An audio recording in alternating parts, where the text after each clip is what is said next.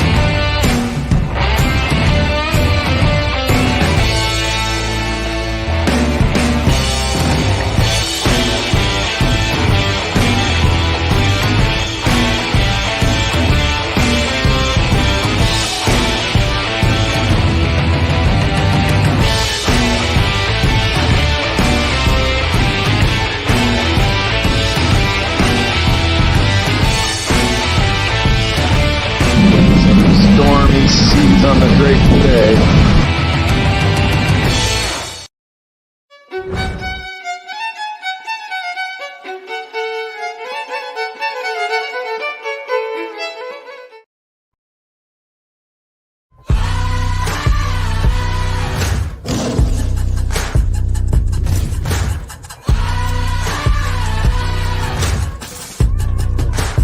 This is the greatest show.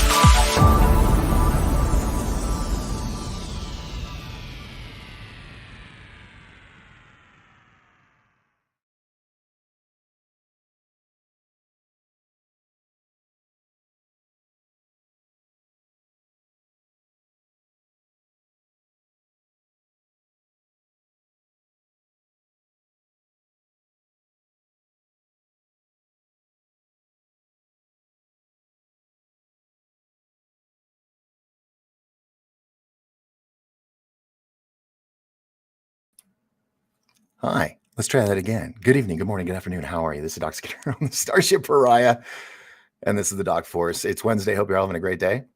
Was that everything I said the first time? I think so. It's going to be an interesting evening. Don't know what's going to happen.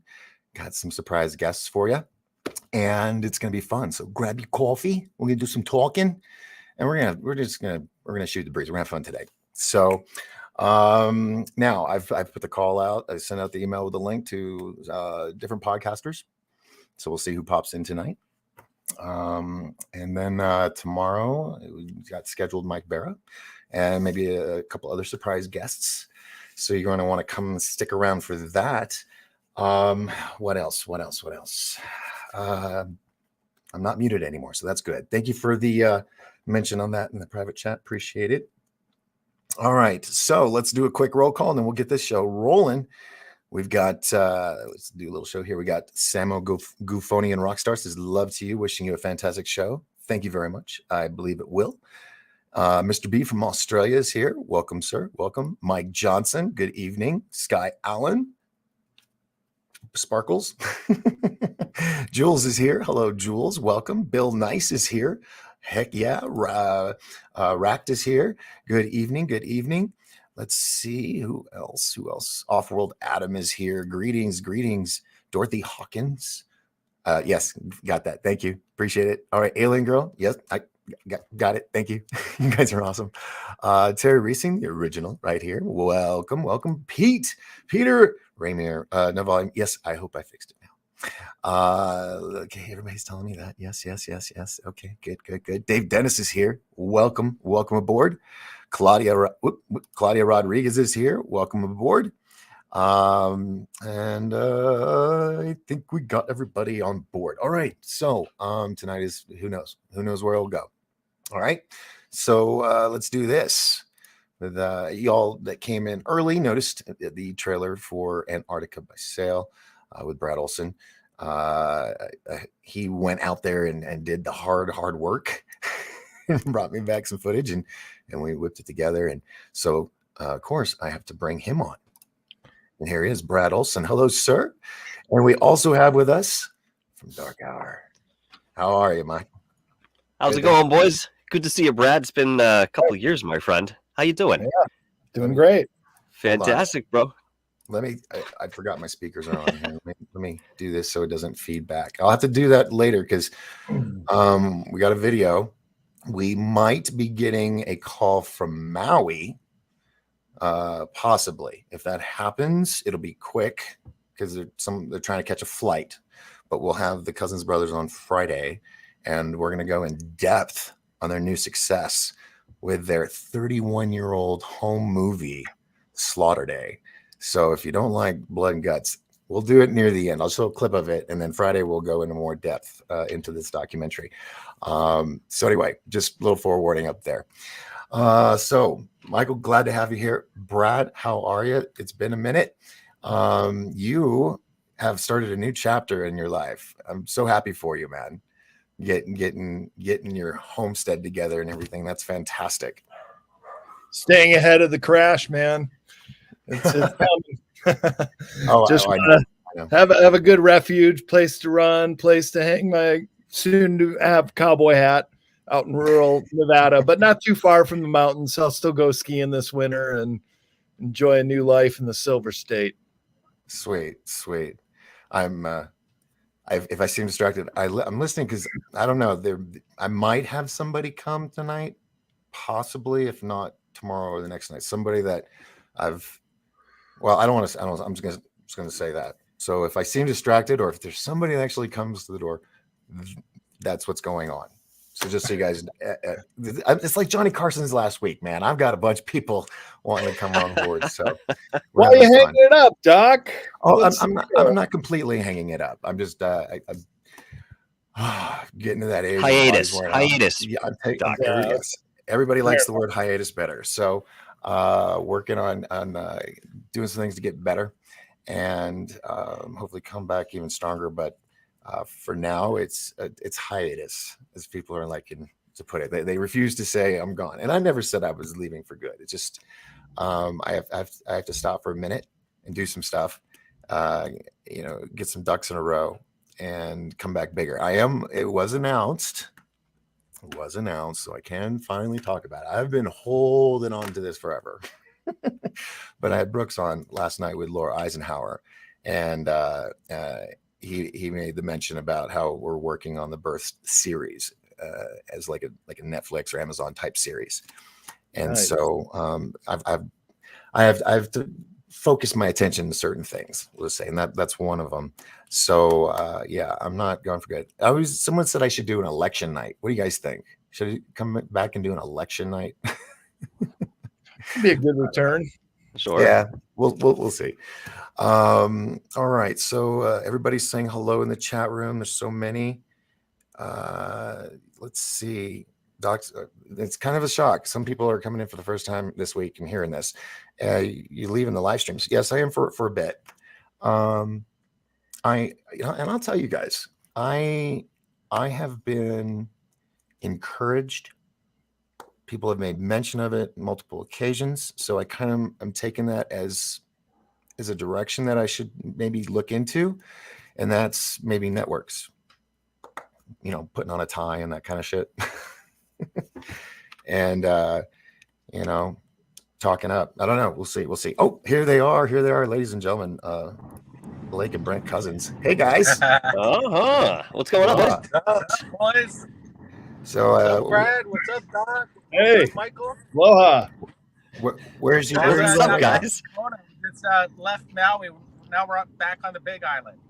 Oh, sweet. So we might lose you because you said there is bad reception on the drive back. So just FYI for everybody. Dude, well, I'm glad you guys made it there, and I'm excited, dude. I guess I should show it now real quick since you're here. I'm only going to show like 2-3 minutes of it, okay? Because I want to share the rest of it, when you guys come on Friday. Is that cool? I mean, people can still go see it. Okay, all right. So I'm going to do this real quick. We're going to share this. I don't know how small it's going to make you guys. Woohoo! Let me get rid of the comments so they can see us. All right, so I'll do this and we can talk about it. Oh, wait. Hold on. I got to get the speakers on because it won't go through the computer audio like it's supposed to. Hold on.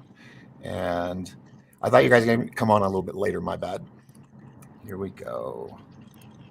And play.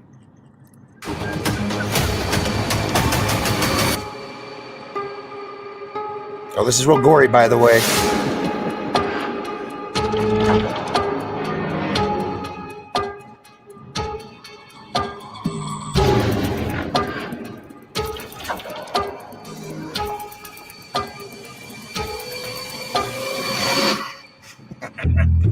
What's up, guys, and welcome back to Beyond the Void Horror Podcast. My name is Alex, and today we're going to be talking about Slaughter Day. And the first one up is the new Visual Vengeance title, and this is the 5th in that line. And I've been really digging what they've been doing, but this one is Slaughter Day. Hey, all. So I'm going to talk about the movie Slaughter Day from 1991. Today I'm taking a small break from my Halloween content to bring you a review for the Blu-ray release of Slaughter Day from Visual Vengeance. Today we are joined by two brothers, Brent and Blake Cousins, who are the producers, writers, editors, directors, pretty much full studio behind Slaughter Day, the 1991 shot-on-video film. You made this movie 31 years ago, and now it's coming out on Blu-ray. Crazy, isn't it? Like, if you told us 31 years ago that, hey guys, your movie's not going to be seen by the masses until 31 years from now, is that okay with you guys? Are you guys excited about this? I guess we would have been happy because the nostalgia rocks, man. This is crazy. They would have told us that they're going to be making action figures off our villain, John Jones. Awesome. Right there. I got to get my copy of this. I can't wait. Anyway, the old abandoned cabin needs a lot of work done to it. Here we go. It's gonna get gruesome. I love it. Look at those youngsters.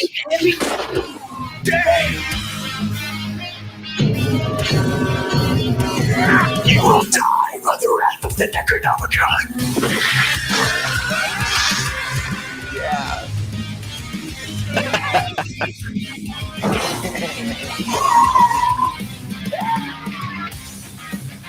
Don't let me go. No fear, no babes, we're hurting now. Stay happy, man. Oh, I have no attitude problem. This guy's not kill the enemy.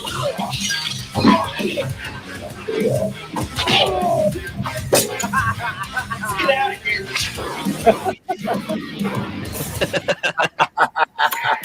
awesome. Okay, all right. So we're gonna go into that more, but guess we've got to. We'll talk about that just for a second. Let me bring that out here. We also got GUFON. Hello, sir. Richie. You muted. Nope. You muted, Richie. You're muted. There we go. So hey, Richie, we were just showing a quick clip. I know you showed it earlier in your show, but guys, they're driving real quick and they're probably gonna lose the reception on the Big Island. So, guys, dude, badass.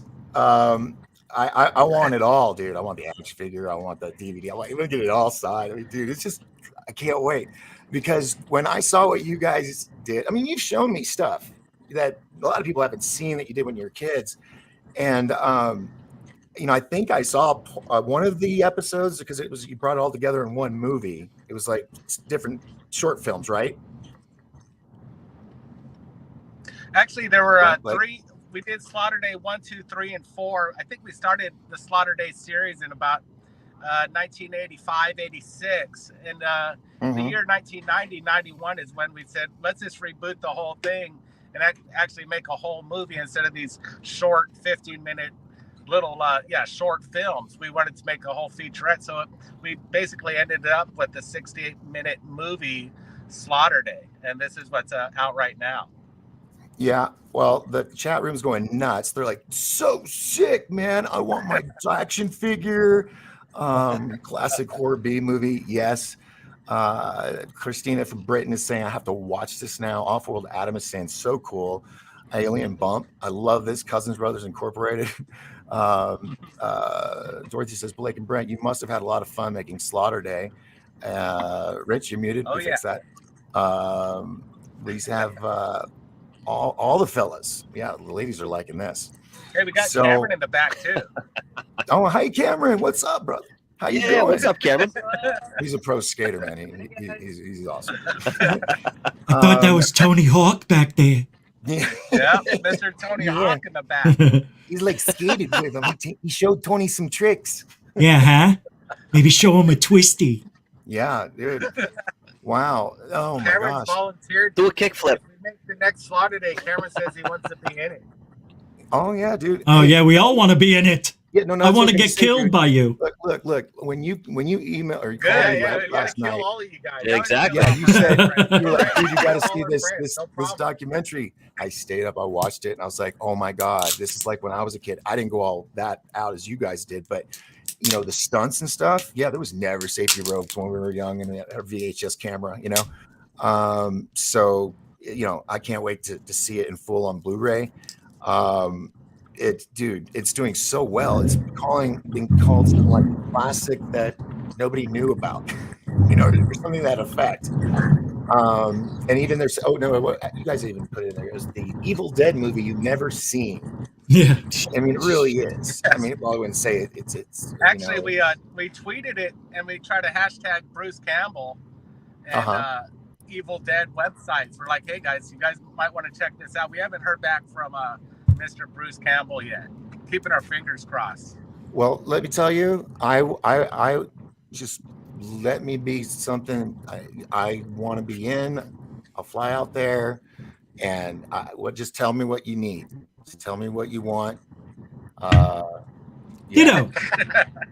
I'll We'll get get back Brad. the truck He could through play whatever. John Jones. He'd be awesome. Yeah, Brad, he could play the giant. Yeah, that's Construction master Brad Olson. right. Dude, yeah, Slaughter Day needs to come back. 31 years too long to wait for episode 5. Yeah. No, dude, I'm really excited about it. I'm excited about your success. I mean, so I'm not that excited. Well, no, I'm just kidding. There's always another foot to drop, Everything they touch turns to gold. It's this Slaughter Day. Yeah, but everything you guys touch turns to like gold. It really does. Always successful. Oh, the haters are gonna love that comment. Oh yeah, let them hate. Yeah, well, we never saw that. Like, we're making these movies in our backyard, and now that everybody's having a chance to see this movie after 31 years later, we're basically only our good friends or family got to see these these little films that we made. And with this company, Wild Eye and Visual Vengeance, coming out and creating this heavy-duty packaging and marketing, it's just like we never expected this. So it's just kind of came out of nowhere, really. Yeah, It is so. Sorry, Doc. Go ahead. No. It's when you posted the action figure, I was like, I reposted. I said, yeah, you know your friends made it when they got a freaking action figure. Right. That's just, that you can't top that. That is the ultimate thing, right? Yeah, I mean for us big boys, especially from the 80s and 90s. No, Oh yeah. But you cemented yourself in that genre forever. It's amazing. Yeah. I mean, this kind of like Many people during this may not even be the crescendo of what's happening. There's more to come, right? Don't you have all those other movies they're going to do? Or did I not supposed to say that? We got about no, that's fine. Yeah, we got about 6 or 7. We got about 6 or 7 features that are going to be repackaged, brought to the public. After we have like 6 other features we made 30 years ago. So yeah, they're excited about putting those out as well. So it's the beginning. Yeah, it's so cool. More action figures. Yeah, people love that. Yeah, I mean they look good too. Yeah, they are pretty cool. And the character loses his arm in the movie, right? So the action figure has it where it loses its arm, right? Yeah. That one action figure, right? It loses its arm. That's so cool. Yep. That's so genius. That guy, awesome. Yeah, I think that guy who makes those action figures, I don't remember his name, but he's good. Sorry, go ahead. Yeah, C-3PO, I think in Empire Strikes Back, when he bought his action figure, they all fell apart when C-3PO got blown to pieces in Empire Strikes Back. Right. So yeah, John Jones, his arm detaches, so you could like beat up another action figure with the lone amputated arm, just like the movie. Brilliant.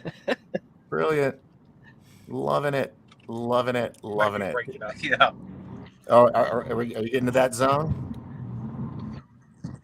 Are you guys losing the signal? Maybe. Let me show you where we're at just for a sec. Yeah, just a little. And we'll have you guys back on Friday, my last show. Yeah, we'll have you back. Driving through lava country. No, we're not going to come back. How We're rude. gonna retire off Slaughter Day. Yeah. Dude, I mean, seriously, once it gets out there, and next thing you know, you're going to be doing Comic-Cons. You're going to be doing the tour. You're going to be signing the action figures and the DVDs for like $100 a pop. Look at them. They're like, yep, that's right. Yep. Just more Slaughter Day movies. The UFO. No more UFOs. We're not going to share UFOs for the public anymore. That's it, guys. We're wrapping that it was up. the big announcement tonight, ladies and gentlemen. We are all retiring as of right now. The Rat Pack is on hiatus. Well, that sucks. We're gonna make movies now. Screw this podcast. It don't pay shit. I know. Let's go, Brett. We gotta go. See you guys. We gotta make Slaughter Day the reboot. Bye. Bye. See you guys. Bye. See you guys. I knew they were going to do that, right? Didn't I tell you they would do that? I'm not hanging up. They got to hang up if they want to go. They're not. We're not going. We're just, you know, Brad. I wanted to talk to Brad about his discovery over there. That's really cool. The Grand Canyon. Maps. Yes, please. That's what I wanted to bring up with you, Brad. Yeah, we're getting Rex from Leak Project on. He beat you to the scoop, guys. He already did a little. Didn't need me either. He just went there and found it on Google Earth. I was amazed. The guy just found it this weekend. This is a really new find. And I talked about it with Michael Jaco today. So there's a guy just scanning around up in the Grand Canyon and found what looks like, I think, an Egyptian temple. It reminds me of Abu Simbel without the giant Osiris statues out front. Or it's it's sick. If I can find how to post on our chat. Is Rex heading out there? Hey. Yeah. Is Rex heading out there soon? He's the closest one, him and Doc Skinner. And see stuff like this, I could go do. do special Yeah. reports and you stuff gotta like that, go out there and have that freedom. Well, I sent Rex a link for tonight. I emailed him. You saw guys in the link. So if hopefully he comes on. If not, hopefully tomorrow or Friday. Hey, you guys remember? When we found that pyramid in Hawaii? Yeah, man. And it just kind of nobody what was up with cares that? about this stuff. Like, it's crazy. It's like they should care about what's over there in the Grand Canyon, what we found in Hawaii. There's some mysteries out there that people need to jump on this and like spread the word of these major discoveries, especially by just people like us in this small circle. Right. And you talked to an archaeologist out there in Hawaii? Guys, didn't you talk to an archaeologist or someone? We talked to the news. They never even wanted to. They didn't even want to come to the site and take a look at it. Makes no That sense. blows me away. Yeah. Yep. I mean, it's been sitting there all this time. I mean, you guys knew about it way before you decided to do a show on it. Coming back, revisiting this, and even within that report and the couple other reports that third phase UFO report put on it, nobody seemed to jump on this. That absolutely blows my mind. Is it that inaccessible that maybe somebody can't get out there as easily as you did? I don't know. Doesn't make sense. Oh, hey guys, the chat room. I think they heard us say things and they've kind of run with it. Can we just reaffirm you guys aren't done with third phase? You're still doing it because they're all freaking out, going, "Oh shit, we got to start our own thing now." They're all We're not freaking going out anywhere. in the chat room. That was all. We were laughing, folks. We were laughing. Yeah, it was they quit. Third phase is comedy. not going anywhere. No, We're not going anywhere, guys. I'm sitting here going, "Oh shit, they misread that." So, bless your hearts. You all are so awesome, all in the chat room. But I've got such great people,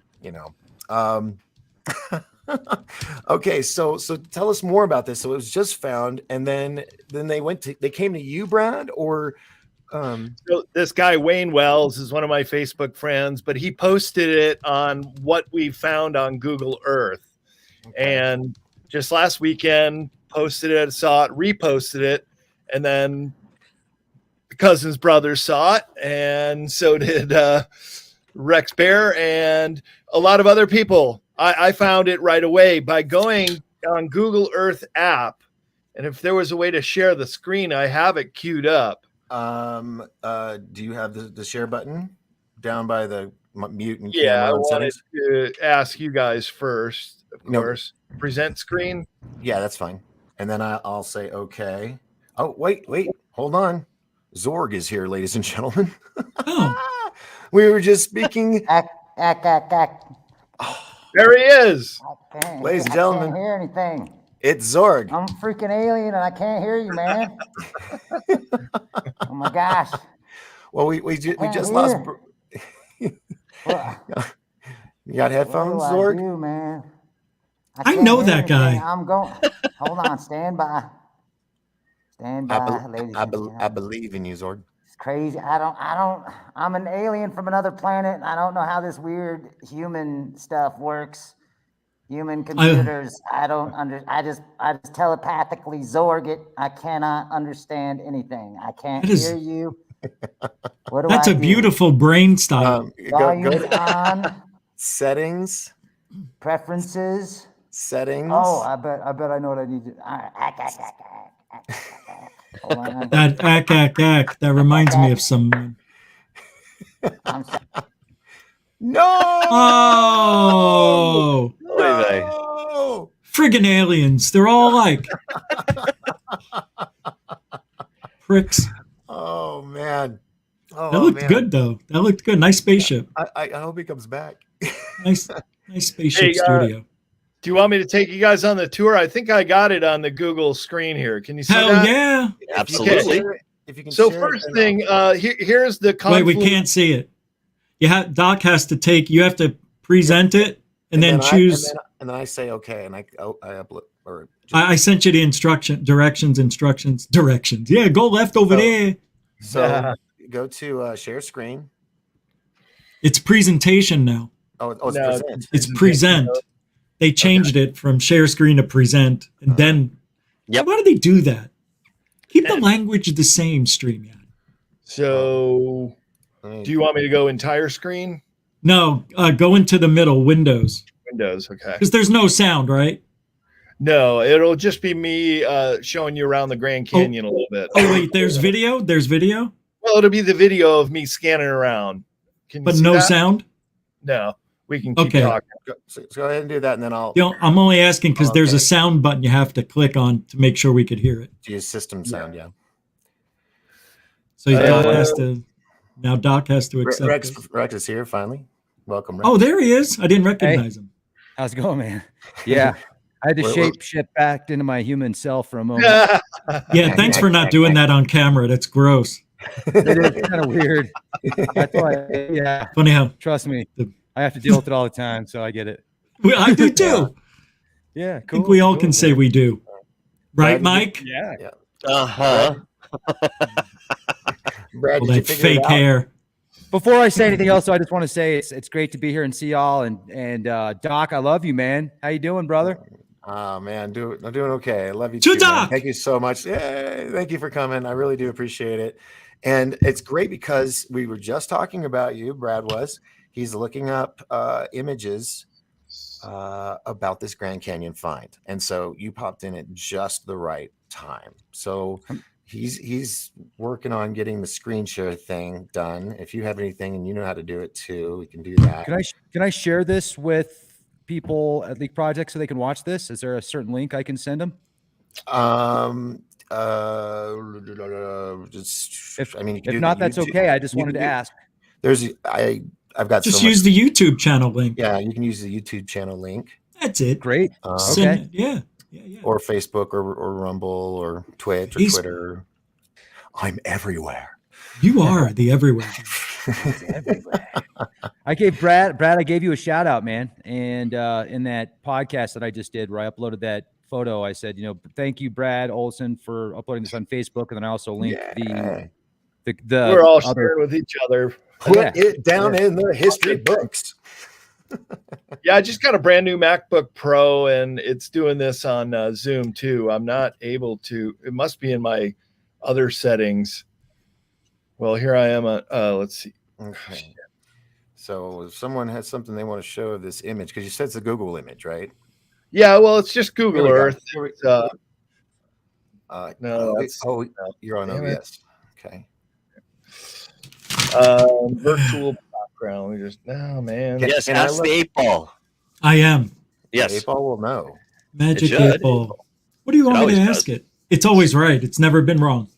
It has to be a yes or no question. Okay. I'm ready. Let's see. Well, I could pull it up. Do you just want to tell me where it's at, or It's not or a you yes. want Or it- So I think I had a lock in Chrome system, and I had to go through all this. Restart Chrome. Oh man.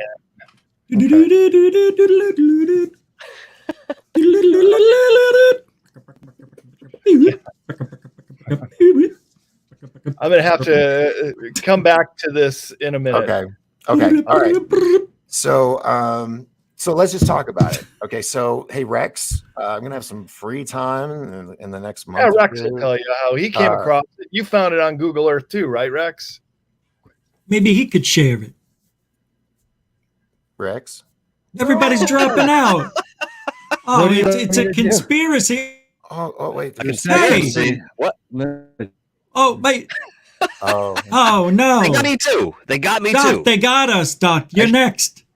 Don't open the door when they knock. Oh, no. Oh, What the that's hell, it. dude? That's it. I'm here. I'm here. It's over, folks. It's over, folks. Your sister's got 3 legs. The rat pack is down. The rat pack. Oh, is wait, down. wait.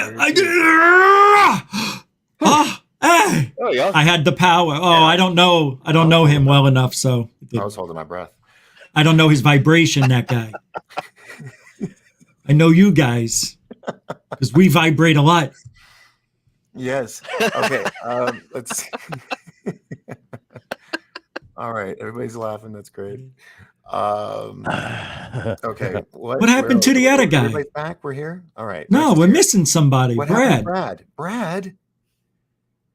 He pops up in the middle. Surprise. What? Maybe did he stand up and he like broke out of the camera frame? He did. He's a tall guy. He did. He pushed through. Right. So Rex, I mean, since you're still here, you want to jibber about that? Here, wait, here he comes. Here's Brad. Oh, and then the legend continues. All right. Let's see if we can pull this off now. So I got to Rex. Okay. Is it present Eventually, screen? eventually we will get to something here on this tonight's show. Yeah. Everybody's disappearing. Oh All man. right. I'm Okay, here. you The guys- reason I turned my video off is because while you guys are Brad, talking, I want to save bandwidth. So just okay. Oh, did you get well, that's courteous. That's courteous. Brad, you just want to like send me a link and then I'll pull it up and put it on my screen. Yeah, no. It got really I could annoying. do that. Sure thing. It's Google Earth. I was going to scan around, but I've got a couple images to send you. What's the best way? Just send it through my Facebook Messenger. You got that it. way I can copy and paste it. And then I'll put it over on the share screen and we'll be good to go. And then we can hear what you guys got to say. Yeah. So it's basically one of those, another site. So I have a new presentation. I just did a hour and a half with Michael Jaco today on early maps and the builder race. And have you guys heard of the builder race? Was actually mentioned quite a bit in the ancient Vedas, including the very old ones that also talk about Vimanas.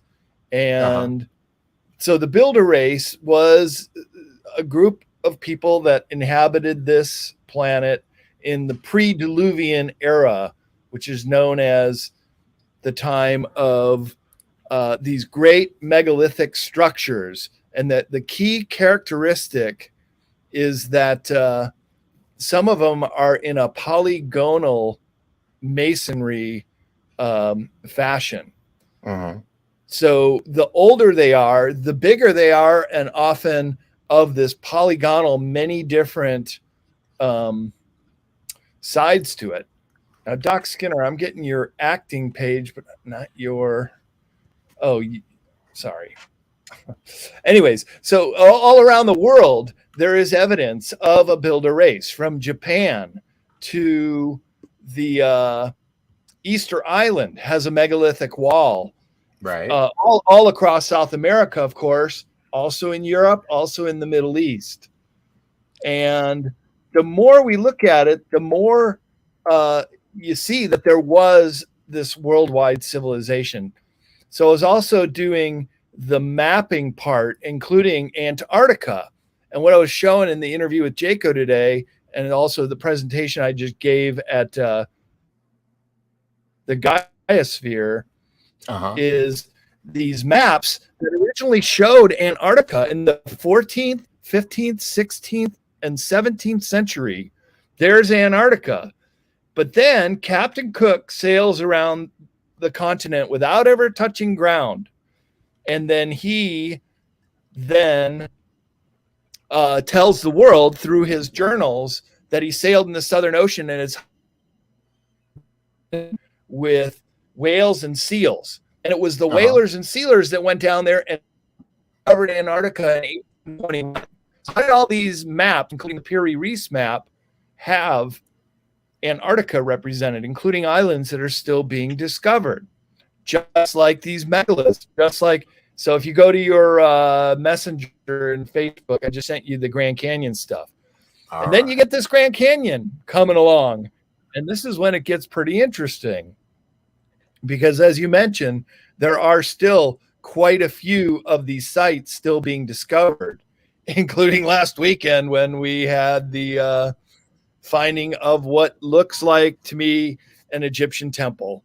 And from everybody who scans around it in Google Earth, it was just kind of hidden right under the cat's paw the whole time because it's just below a place you could even drive your car up to called Point Imperial.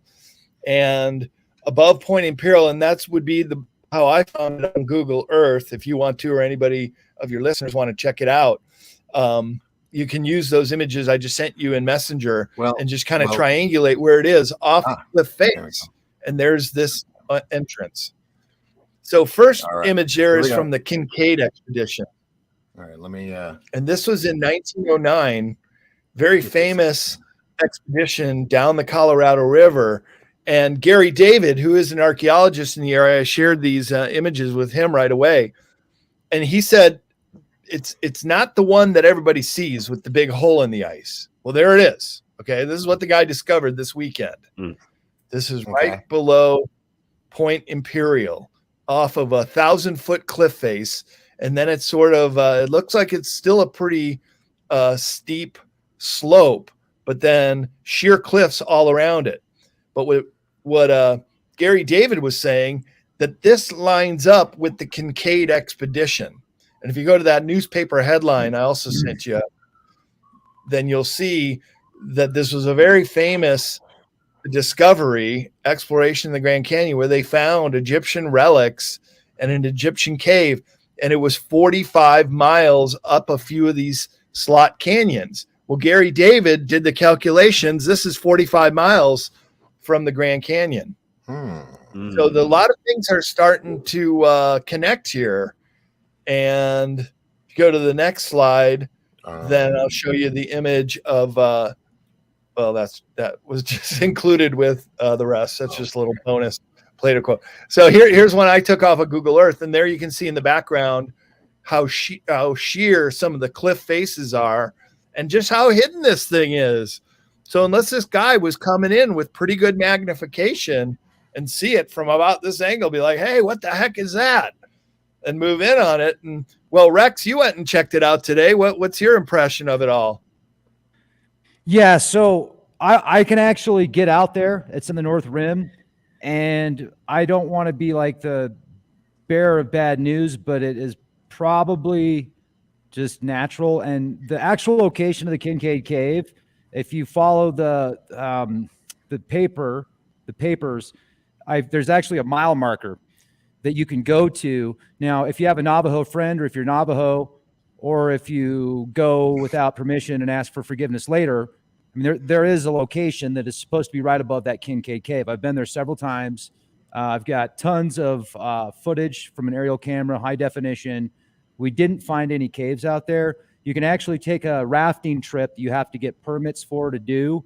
And the rafting trip is about 21 days. Imagine climbing Mount Everest a couple of times. It's kind of like that. It's super extreme. You're not getting out of there for at least 21 days if you're going to do this trip. Now, you can get to the rim. You just have to know how to get there. And that's in a different area. I actually showed the map earlier where the Kincaid Cave would be at the rim versus where this location is. And it could be something. Like, it could be very well. I'm not saying it isn't, but I'm leaning more towards the side of it's a natural anomaly. Now, I can get out there and check it out. Now, here's what's interesting, though, is because when I went out with Jared Murphy and my friend Shondell, I call him the Navajo code whisperer. This guy is like, he can just decode so much. And he fought in the war, and he's shared some stories with me that are just like mind altering, right? Really kind person. And we went out to this location, and I got this information from Jerry Wills. Jerry Wills is a really cool guy. He was featured in America Unearthed with Scott Wolter several years ago. So we went out to that location and checked it out. Now, here's what's weird. The first time I went out there, I had a brand new aerial camera that I launched. I got some great footage, and it came back, and it was about 10, 12 feet, about maybe 12 feet above us. And then it lost control, and it smashed into the ground. And it didn't just lose control. It like something took over, and it sped up and slammed into the ground, which is really weird. Whoa. Because I hit the auto return, and everything's coming back perfectly. And then all of a sudden, boom. And I got it all on film. And so I sent it into the manufacturer, and I didn't really want to show them the footage, and they weren't going to fix it. But then I showed them the footage, and as soon as I showed them the footage that very day, they sent me a ticket saying we're covering the cost, we're fixing it for you. So I don't know what it was, but something caused it to crash. So then I got another one, and I went out there again, and I got a bunch of footage with my friend Shondell. So the first time I went out there was with Jerry and Kathy Wills. The next time was with Shondell and Jared Murphy. And that was when I got even more footage. We spent some time out there. We didn't see anything at that site specific, but I'll tell you what, that is a magical location. Something very spiritual is out there, like very divine. And I had an experience in Page, Arizona after we left there that was so mind altering and so amazing that if I told you what it was, you probably wouldn't believe me. Like, I don't even believe me when I think of what I'm like, was it really her? Was it really her? No way. Anyway, so it was, regardless, whoever she was that walked around me it was amazing. But I'll give you a hint. Before that, we were spending some time at that location, which overlooks the Temple of Isis. Mm-hmm. So incredible, yeah. We were there for a while, but this is where it gets even more interesting. Well, I shouldn't say more interesting, but this is where it gets interesting about. So we spend some time there, spend a day or two there. Then we go to this other location in Marble Canyon. And this location in Marble Canyon, we park a couple cars. Then we get in my Jeep. We park one car. We park Jared's rental. And then we get in my Jeep and we drive to this one location outside, a little bit outside of Marble Canyon. And there's this dirt road that's a 4-wheel drive road. So we take that road. There's a gate. The gate opens. We go through there.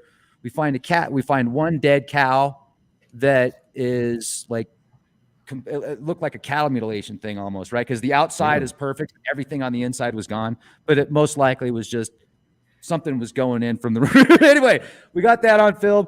We do that, and then we go to the rim, and we get to the rim, and then we see a cave, and then we see a couple sundials, and we see some X's that are marked in the rock, which indicates oftentimes treasure or Knights Templars. And when we see the cave, I get some great footage of the cave, great footage, and you can see the footage on my website.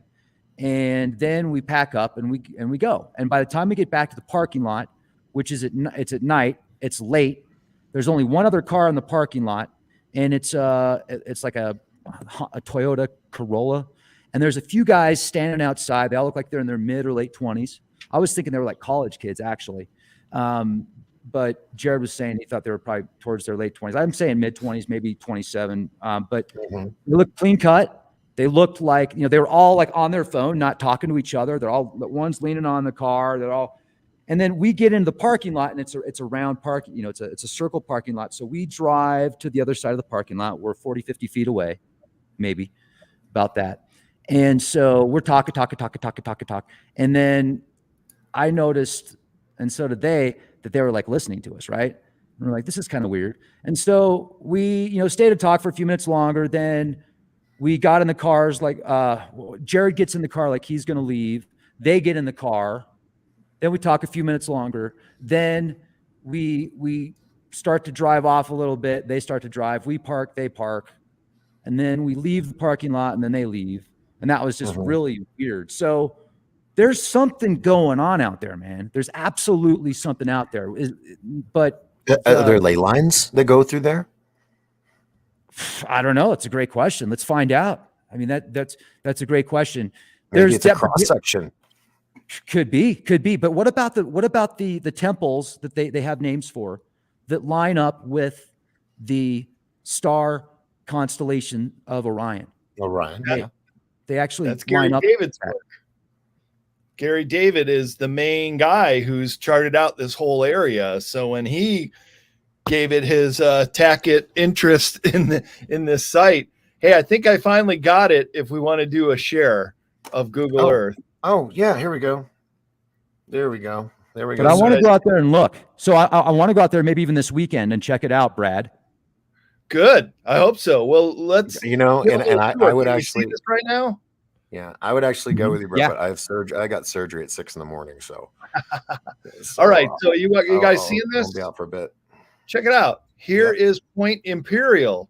You can drive right up to the parking lot. Go back. I don't know if this is hyperperborelia or whatever it is. If you scroll back, it looked like a huge face. Pareidolia. Pareidolia. Thank you. Oh, there's GUFON. He knows that word. No, I've been here the whole time. Yeah. Okay. So at the here's right the big stop. Yeah. See right below the Egyptian, and you see like a mouth. Well, now it's gone. I don't know. Well, we can see a lot. That's pareidolia. Yeah. It looks it looks like the Martian face. It's like two faces in one. You guys know this spot, Rex, the Hopi Sipapu. It's hard to get to. Again, you need permission, and even go and film in there. I got a message from Clifford Mahoody's son that we should request permission to go. This one's really hard to get to, but this is the emergence point of the Hopi people, of all the Puebloan people in the area, which Clifford Mahoody said were descendants from Lemuria. And this is a hot spring where water comes out. And this is the emergence point, 3.5 miles from the convergence of the Grand Canyon. I did the trip down it in a raft once and wanted to go up here so bad, but they said 3.5 hour or mile hike is just a little too far. But there it is down in the Grand Canyon with the little Colorado River meeting up. And then wow, that's cool. Over here, the North Rim, and then you start coming down to this Imperial Point, and this is where the guy found it. Right off of the car park. In fact, there it is. See it right up there? There's the car park. But this is a cliff face here. And let me do 3D now, and you can see how steep it is. Oh, wow. It looks it already, yeah. Oh, my God. Thing's on a slope itself, of course. Yeah, that into a valley. Park. Hey, Right there on the edge. I think there's a way that we could actually possibly get down there without. Yeah, even right here, equipment. man. Coming down the ridge. I've already scoped this. Scramble around through here, and I would stay high on the cliff face all the way around. Who wants to squirrel suit down? Let's go, man. Just like the Red Bull team, just zoom right down the valley. And stuff, and Look then at how steep it is, though. Gary David said it's a 1,000-foot cliff above there. That's where you pull the chute.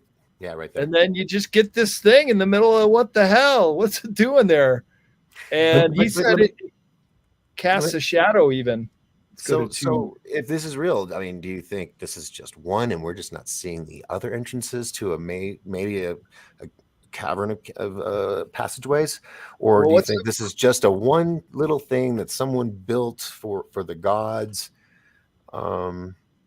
Thoughts? Because it looks like a guard tower from World War II, like a gunner in the side of a mountain. A bunker, Yeah, I think that's just the angle. Shadow in there, though. You can see the shadow casting, though. yeah. That's a telltale. And then all those right angles. Yeah, the right angles is what makes it questionable. Yeah. Yep. I mean, that opening is here, but look at the symmetry on it. Yeah. It's very rare that Mother Nature creates such perfect symmetry. And nothing else around it is like it. Here's the thought. What That's if right. it, like many places around the world, they sliced a section of that rock out for something? Oh, for like a monolith? For like a temple or something, Right. or that's a lot of work for just one, though. But you would also see, I think, here in a little. Oh, sorry, I was going to say, I think you'd see evidence of more of that if there was an ancient people that was quarrying in a specific location, if it was favorable to do so. Again, I think you'd find evidence, at least peripherally, that would support that rather than just one singularity. But, I mean, hey, who knows, you know? But It's to worth put it going out there there doesn't to see. Because doesn't make we sense know that where it's it is. there. So let's get out there. Like I will definitely some diesel in the Jeep and take you got a my body harness? flying camera out there. And I will Yeah, get I some think footage that's the of way it. to do it. Fine. I mean, And, Because look at how and even if steep I don't those find cliff that, walls are. like let's say that's nothing. Okay, cool. So then we'll go find something else. Something else magical will happen, right? And then Brad, let's go, dude. Come on. I need you, brother. Wait, this is Rex the and I- Grand Canyon, right? Yeah, Oh, this is yeah? all Grand You Canyon. can't fly a camera in the Grand Canyon. I know. Well, okay. It would It's be just a hard to balloon, fly okay? out. It's a balloon. Do you want to see some I didn't footage? know. I got thought you meant footage. something else. I thought you meant something else. yeah. My bad. No, I Yeah. don't know what that is. I've never heard of that. It's just a balloon that I pop a 4K camera. Wow, on. what I've a got risky super awesome risk. selfie stick too. The Those selfie balloons, stick. Oh my that's- gosh. It's risky. Well, if you guys want to see some Mr. footage, I Catfish, could thank definitely you. show you guys Appreciate some you. footage. Thank you. Just looking out. Glad you did make it. It's been a fun show. That shows what kind of risks we put on ourselves to get the evidence. We'll do whatever it takes sometimes. Yeah, I mean, I do. I got body repelling harnesses and all kinds of stuff. Well, it's really steep cliff here, and I'm sure the national park would frown upon such activities in this establishment. Right. Don't do it. It's damn steep, man. You're taking your life into risk. Yeah. I would say the best thing to do is we get a drone down there. Right. And who knows? Maybe it is just a rock form. That you can't count that out. But boy, look at the symmetry on it. It's just Can it be really, all by really? itself. What if it's really, really old and there was a lot of water back then? Maybe this is 10 times older than we think, and the water was right up to the ledge or the edge of that. Or maybe that's a drainage system. Or yeah, man, who knows? Well, I'm glad you brought that up because Elaine Denon is a remote viewer, and she saw the post I did on this a couple days ago, and I asked her if she'd remote view it. She did, and got back and said this: it's very ancient. It was created, but weather has taken a toll. She says it's 60,000 years old. Wow. A tunnel system that goes extensively under there, that this may just be sort of a one-off exit. And so that kind of even puts the Egyptian temple theory into question, because 60,000 years old, that's like going back a couple different root races to perhaps the time of Lemuria. And then if that's the case, well, and then the other prominent person who took a look at it and made a comment was Alex Collier. He thought it looked Phoenician, and he was saying that there is a record of the Phoenicians making multiple trips to North American continent to collect gold. And gold was what the Kincaid expedition said that they found in these Egyptian tombs, and could be why the Egyptians were coming here in ancient time. Yep. Wow. That left side has there's a black hole, like two of them, one at the top, one at the bottom. And then the right one, you can see like a round black circle as well. I wonder if that's just part of the structure. Maybe something else was connected to it and it broke off. You see how there's those black on the bottom? Yeah. And then and the left one, there's a line that goes in between the other one. There's two of them. Like an alcove or a niche for a statue. Yeah. Right. Something like that, maybe. Yeah. Or etchings. I'm seeing like when they dam, a lake or a river, they'll have those ports, and when they turn them on, they come spurting out. That's what I'm not saying I'm purposely remote viewing, but I've had kind of remote viewing type of skills without all the procedures since I was a kid. I thought it was just a normal thing. And that's what I'm feeling from this, is that this is something like a drainage system, but it can also be used as a tunnel system. Hey. It's just a feeling. Yeah. Can we make bets? Yeah. I got $20 that it's natural. I got 20. I'm going to put $20 that it's natural, and I don't know what the odds are. I guess if we're going to figure odds into this or whatever, but it's cool, whatever it is, man. I mean, it looks freaking cool. Well, I mean, in a sense, it could be natural. It's just it was carved out.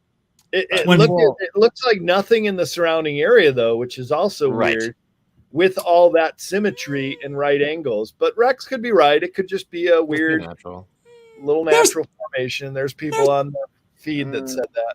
There's a couple other black circles. Man. That's why we got to get out there, because we're going to freaking find out. Hold on. Now I'm seeing what GUFON's saying about the circles around here. Okay. That is okay. I've been focused on both of them. That's kind of cool. I'm focused on center. So I'm thinking, what if those are post holes? They're trees. Or air valves. Or it's a locking mechanism. Or maybe they just something there. That's where the UFO comes in and locks in. Sort of. Yeah. Can I do a screen share with you guys and show you where the actual want to see the rim to the Kincaid cave, like the actual footage? Yeah. I've got 6K footage. I don't know if it'll come in 6K with the screen share, but this is where it's at, guys. I mean, where do I do a screen share here? So what do I do? The best it'll be is 1080. It's like preset. Okay, that's fine. But that's where's awesome. The screen share feature actually? Next to you go to present. Present. Okay, cool. Present, and then present screen, and then let's do a quick screen share here, and then boom. Okay, we just look at it. Can you see this? Yeah.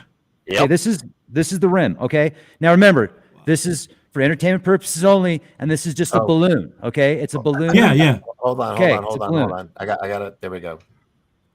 fair use, educational and entertainment purposes only. There we go. We're good. Balloon with a Wow. GoPro attached to it. It's gorgeous. Look at that, huh? Look how steep that is. Mile deep. I was walking on that rim. I was like live streaming on the rim, on the edge, like 50 feet down. And people like, get out, you're out of your mind. I'm like, dude, I'm tripping. This is awesome. And it was so fun. It was so fun. That's kick ass. That's unbelievable, isn't it? So it is. And to get here by raft, it's going to take you 7 to 10 days to get to this location. And then you have to raft out, which is going to take another 11, 12 days. You're talking 21 days minimum to get out of here by raft. You have to get a permit. So to get to this location, this is Navajo land. So, we paid much respect to this land. I was there with Shondell, and Shondell is such an awesome person, man. He's like he's a Navajo code whisperer. He decodes stuff I don't know how he does it, but he does it. Dude. Whoa, that is beautiful. That's the stretch of the Grand Canyon that goes for several miles straight. And there are all kinds of Hopi cliff dwellings in this stretch. And I did do that, Rex. I did 21 days on the Grand Canyon. What? In 2003. Oh, mind-blowing trip. Dude. Yeah. There's You're a portion stud. of the Grand Canyon. I think it's right around the bend, not too far from the long, narrow straight, where you can see the original mantle of the earth. There's very few places on the planet where you can just see the baked core, because this canyon is a mile deep. It was rising up, and the flow of water kept going over the Colorado Plateau. And as the land was rising, the river kept cutting. And that's why it's so incredibly deep and goes right on down to the original schism, or it's a kind of rock. It sounds like that. And all of this is sedimentary. So everything has built upon the core of the planet. And this is one of the few places you can see it down in the Grand Canyon. Truly remarkable. Guys. Now, that is remarkable, man. And I just wanted to let you all know that this is where we would see the Kincaid Cave. It'd be something like here. that. So this is the spot that we see in the satellite image in the Google. No, you're not going to see this, the satellite image. We're looking at the actual cave, like the cliff here. Mhm. This isn't what we were looking at a minute ago. This is a different area. This is not what we were seeing this is where the Kincaid Cave itself is supposed to be, based upon America Unearthed. Jerry Wills was out there with America Unearthed and Scott Wolter, and that's how we actually found out about this place. And I'm here with Jerry and his wife right now, and you can see our Jeeps right there. Those little tiny flips. things over there at the end of the road. Oh, wow. Literally. That's right above it. Good finding. It's like a Thelma and Louise road.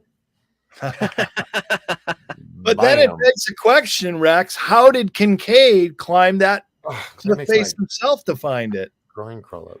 Well, see, this is the thing. That's absolutely right. He would have to get up to to go up 1,200 feet. It's going to be right about where the rock line is. Do you see this rock line above all this, like red dirt, and rock? Mhm. But then the rock line here, this is where you're going to see caves and this stuff. And he would have had to go up all that to get to it, because I think he said it was 1,200 feet up. Okay. And this is 3,000 plus feet up right here. So then that begs the question: what's that? Is that North Rim that you guys are on? Yeah, this is North Rim. North Rim as well. Okay. Because down below it, you have all those names like Brahman Plateau and Isis Needle and Vishnu Mesa. I'm adding names to it. I'm not sure what all of them were, but there are all kinds of Egyptian place names in the Grand Canyon along the North Rim there. And that area is totally forbidden, off limits. They don't let hikers in there or anything. How long have they been naming them these Egyptian names? Is this something recent in the past 100 years, or has it been way before that? Yeah, good question. I mean, they're on all the national park maps, so at least since they've been mapping the area. Wow. Well, dude, I mean, I have, in my old age, I've become afraid of heights, and these videos are beautiful. You go over the edge, I'm like, oh. They have those extreme sport kids that do the parkour, jumping building to building, hanging off towers. It makes my organs crawl up in my stomach, dude. I mean, it's just, But There's it's Well, why don't I? Crystal, when you hike down, because like I said, I hiked down 50 to 70 feet, and you can see these little plateaus here. I would hike down to one plateau, then I would figure out another route to go down to another. You know, as I was walking around here where my mouse is, and I would see I saw a lot of quartz, And what is connected? What do you often find when there's a lot of quartz, guys? An explosion. An explosion of what? What do you get, Pinky? Is it a nuclear explosion? An explosion of gold. Yeah. Oh, explosion of gold. Yes. There's a lot of gold. That's what miners look for. Quartz, gold. Is that why it's carved out like this, or is this all natural? The way it is. This it is look probably like it was from a mined? major electrical discharge that took place with Jupiter. If you study the electric universe hypothesis and connect it to ancient mythology, and you know how Thor had the lightning bolt, the thunderbolt of the gods. Mm-hmm. Well, when Venus broke orbit and caused a lot of disturbance in the force, there were the giant electrical arcs that would go from planet to planet. And there's a lot of evidence suggesting that the Grand Canyon itself was created, most of it, not all of it. I mean, yeah, there's millions of years of erosion also, but if you look at electrical arcing and welding, and then you look at the Grand Canyon, you connect it with the mythology, what the ancients told us, and you look at the most modern science and the Sapphire Project, you'll see that there's a very strong chance that this was made from electrical discharge from planetary bodies. Now, I wanted to show you also. Real quick, that's kind of like on Mars too, right? That they used an electrical discharge to create that huge canyon on Mars. Yeah, absolutely. That's where I learned about the electrical discharge weapons concept and theory. Yeah, that's the Valley Marineris. The Valley Marineris is even bigger than the Grand Canyon, and that could have been from the same event. These giant electrical arcs, and people are like, "Oh my gosh, God is pissed at us!" Love those what boys. We do? Sacrifice the young ones. Eat the babies, dude. I still laugh when I did that joke at your event, brother. It was so funny. Oh, about I get invited to Disclosure Con, and this is right after the crazy cat lady's like, "We must eat the babies. We must do more." And it was so funny because she was totally trolling the audience, and so I'm like, okay, I gotta just troll the audience here. So I'm literally sitting in a round, like in a group with docs doing this presentation. I'm sorry, Doc, man, this is classic though. And they're being all serious, and I just had to bust the joke out. And I'm like, "We must eat the babies." And a couple people knew I was joking, and a couple people didn't know I was joking. And I heard in the audience like, "Oh, you need to turn that off right now." That was so great, man. I was like, "It's a joke. It's a joke." But I want to show you also one other video here where you can see the where it actually crashes, the footage where it crashes. The drone. How close did you get to the cave, Rex? Were you able to get the drone any good shots of what might be inside that cave? The cave? Oh yeah, I've got footage of that too. That's in Marble Canyon though. Yeah, that's in a different location, and I got some great footage of that. But it's not a drone. I've got a selfie stick and a balloon. So I'll be more than happy to show that footage. It's just a balloon, folks. Let me show you one other thing here. Okay. While you're doing that, hey, GUFON, what's your thoughts on what? On all this? I love the Grand Canyon and been there several times, a couple times, but I don't know if that's pareidolia or not. If that's what you mean, thing. But I've seen a couple other things around there that look very similar, so it could be natural. We just don't know until we get close up. Is this what we're going to see now with the balloon?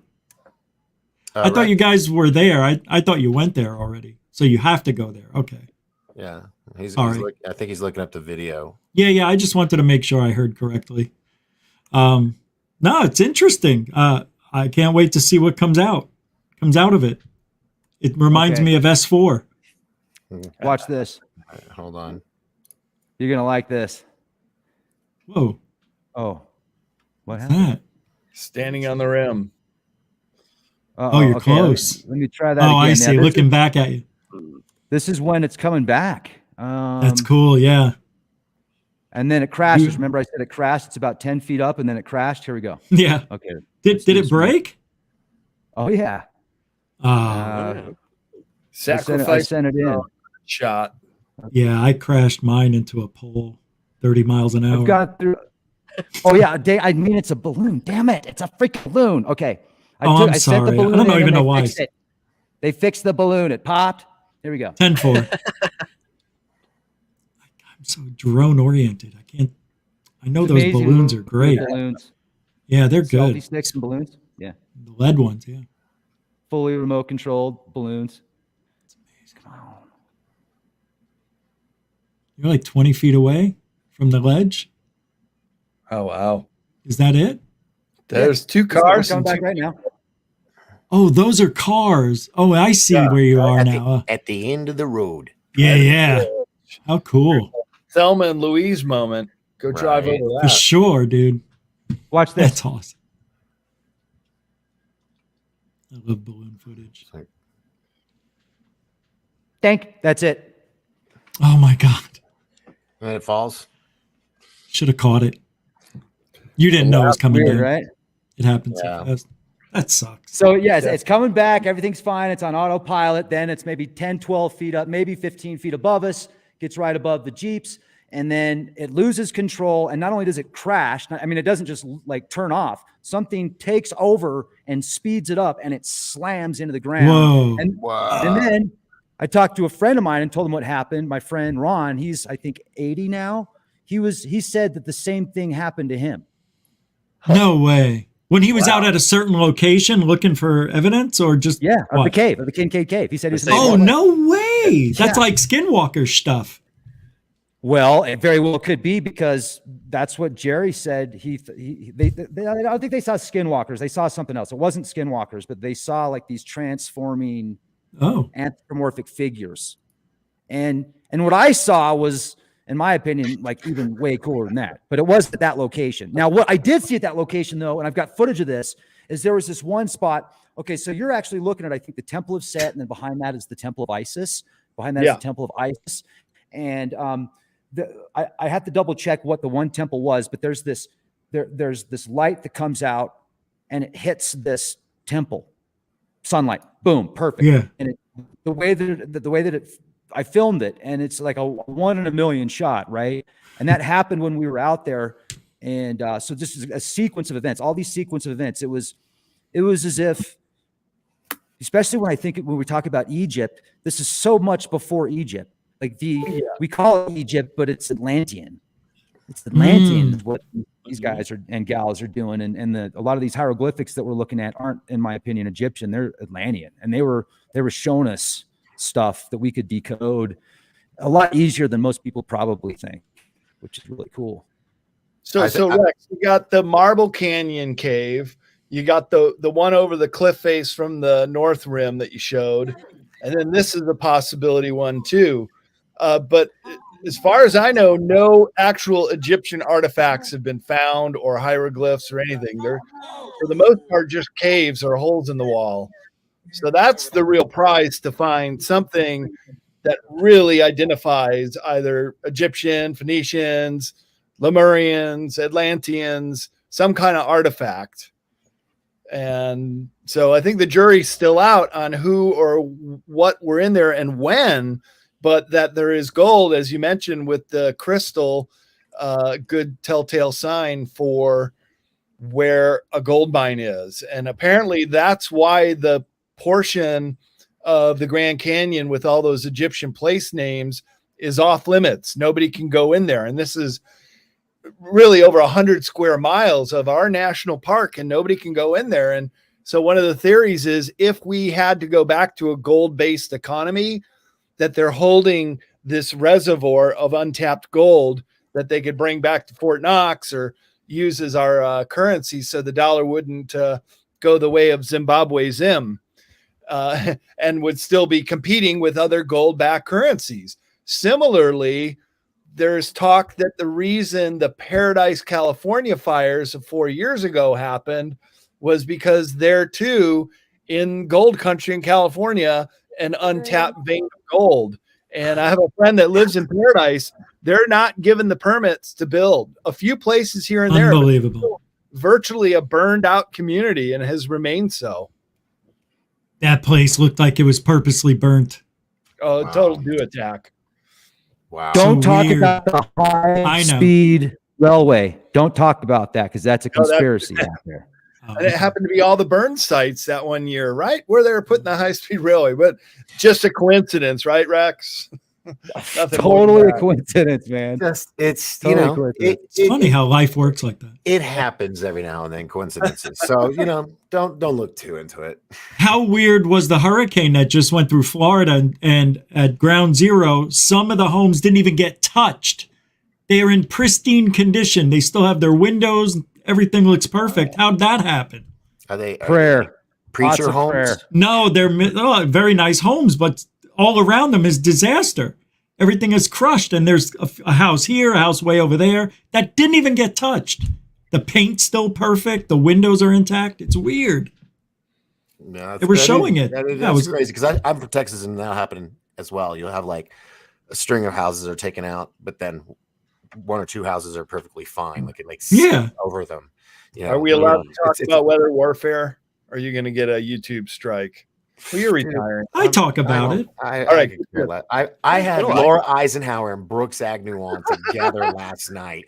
Oh, That yeah. I'm You're surprised still I'm on still today. on. That's amazing. Yeah.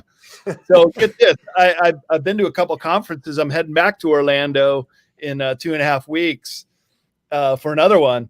And so there's a group of people there that's pretty in the know like us. One of them who will remain nameless has worked for Disney World for over 20 years, and she's upper middle management and has some interesting stories to tell. And that is, there's a huge dumb underneath Disney World. Oh, yeah. Yeah. No, We're no. allowed to talk about this. Kids go missing out of the park all the time. Oh, So there's that aspect to it. But get this, back in the 1950s, Disney was making these promotional videos they would play before a feature film. Remember those PSAs that would play and it would talk about the war back in the war days? But in the 1950s, Disney World, and I would love to find this clip again. I've seen it, but I didn't save it. It was a PSA for how the geoengineer scientists are going to be able to control all the weather all around the world. Whoa. And they even made a point in this PSA of saying that, oh, hurricanes will never be a problem ever in the world again because we can just steer them away. Okay. So for their efforts, this whistleblower, well, she's anonymous, said that they have a heart machine down in the dump. And there has never been a direct hit of a hurricane since record keeping has begun. And so get this Ian storm, it was dead on for Orlando. And then right when it make landfall, did a direct turn inland. Didn't hit Orlando. The rain hit it, but not the Actually, storm. I lived in Florida. I lived in Orlando, Miami, Fort Lauderdale in the 90s. And I went through a couple of hurricanes. But none of them ever direct. And I worked for the mouse. And yeah, dude, it never 2 days directly hit. 2 days before the storm hit here, because I'm just north of Tampa by about 80 miles. It was coming. They were telling people to get out now.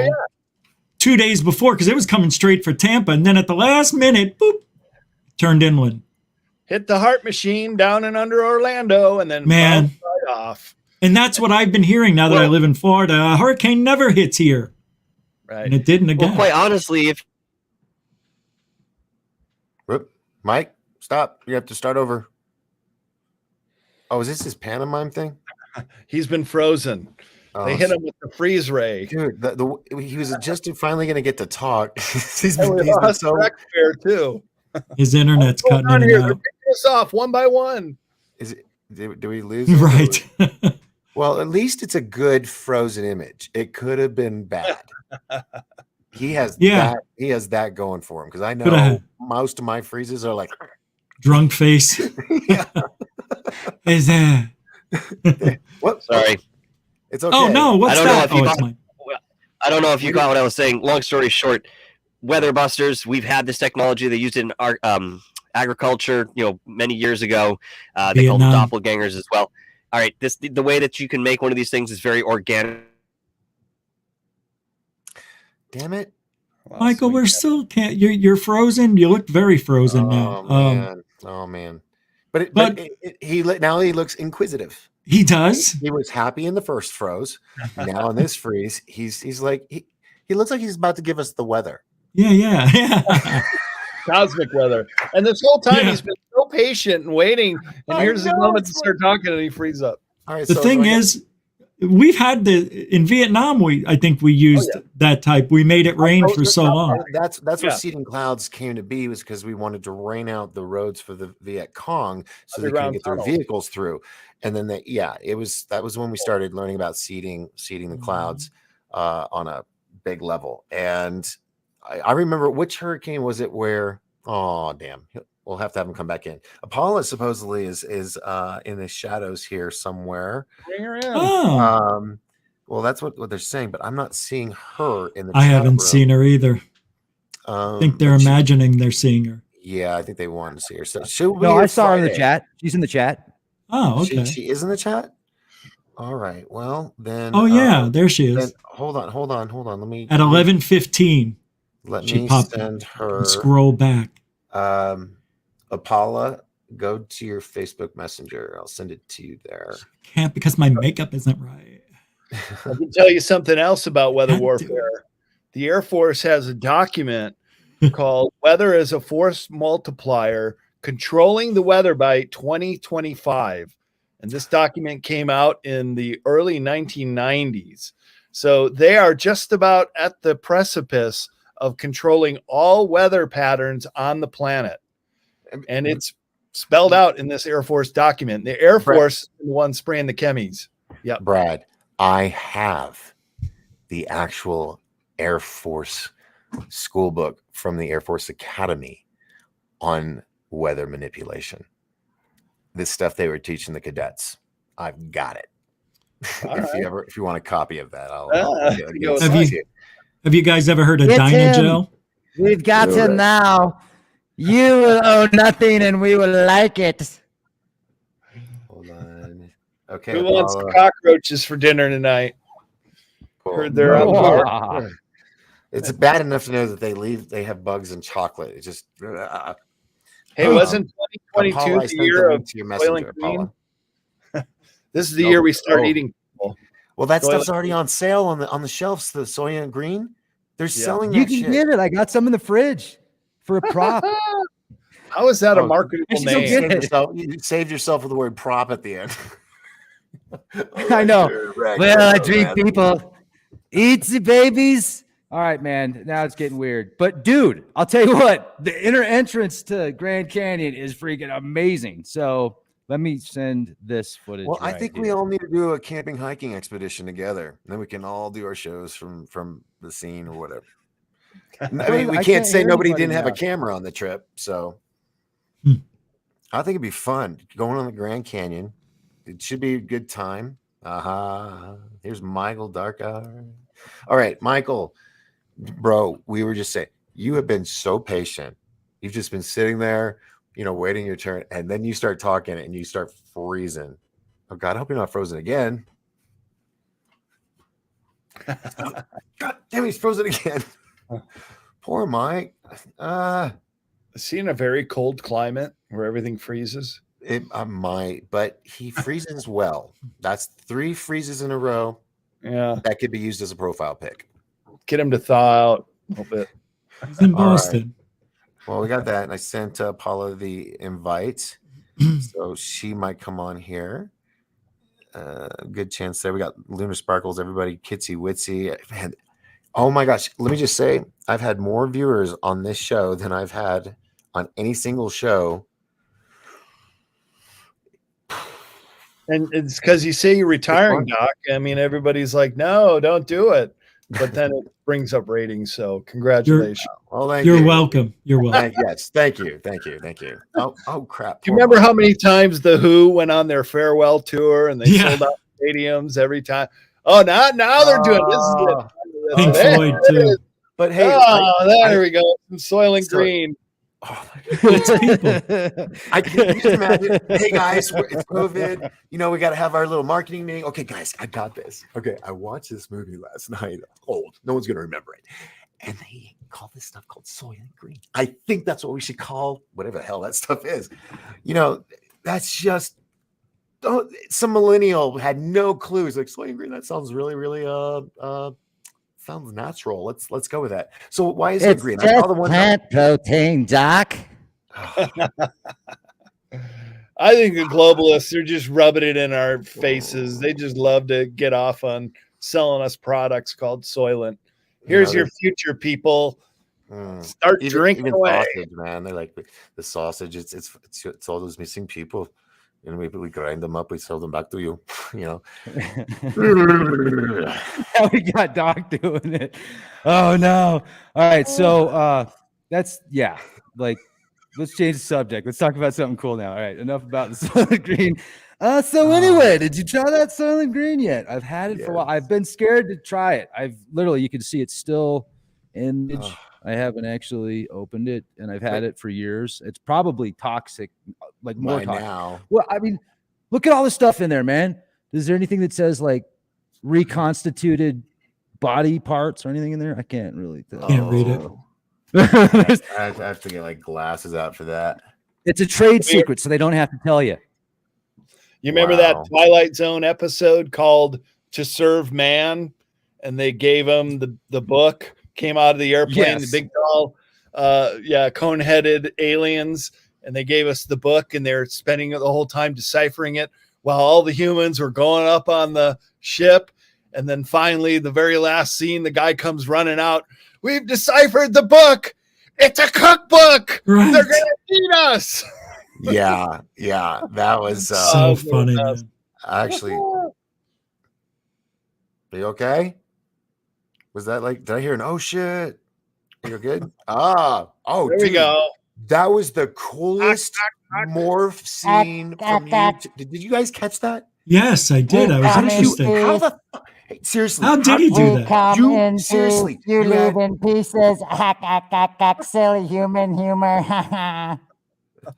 Well, I don't know how you did it, but that was Hey. that was the coolest morph where you saw yourself, and one frame later you had the mask was on. Ladies and gentlemen, the beautiful and talented, amazing Rich Apolla Giordano. Asteria. Sorry. And Apolla Asteria. Hi, Apolla. Hi, beautiful. Hey, good to be here. I was just watching you guys. I'm like, hey, I want to join in on that. And then you guys sent me the link. So awesome. Nice. Wow. Hey, what's up, Paul? How you doing? I'm doing good. We're going to have a show tomorrow morning. Oh, you tomorrow at 1 p.m. Pacific. Oh, sorry. That's kind of morning for me sometimes. Perfect. Yes. Yep. That's what I'm talking about. Yeah. Right on. That's Hollywood morning. So I had like some weird technical issues today. I actually was interviewing Carrie Cassidy pre-recording a show while my show with Dr. J was playing.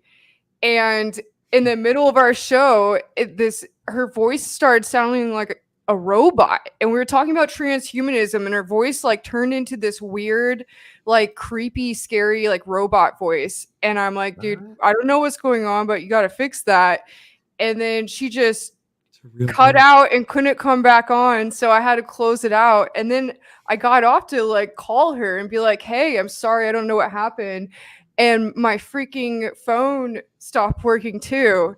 And I think the AI didn't like that we were talking about it, apparently. So really weird you gotta stuff. talk good about the AI. Yeah, so I'm like unreached. I can't use my phone. I tried to tell Carrie sorry on email. I hope she saw it. So really weird. She's a target. I think we're all TIs to some degree. Oh, definitely. Here's a question. Here's a question. We've all interviewed some amazing people in our careers.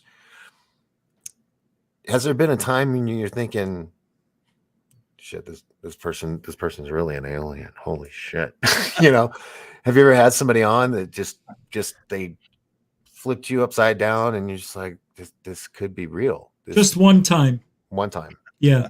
And that would be who?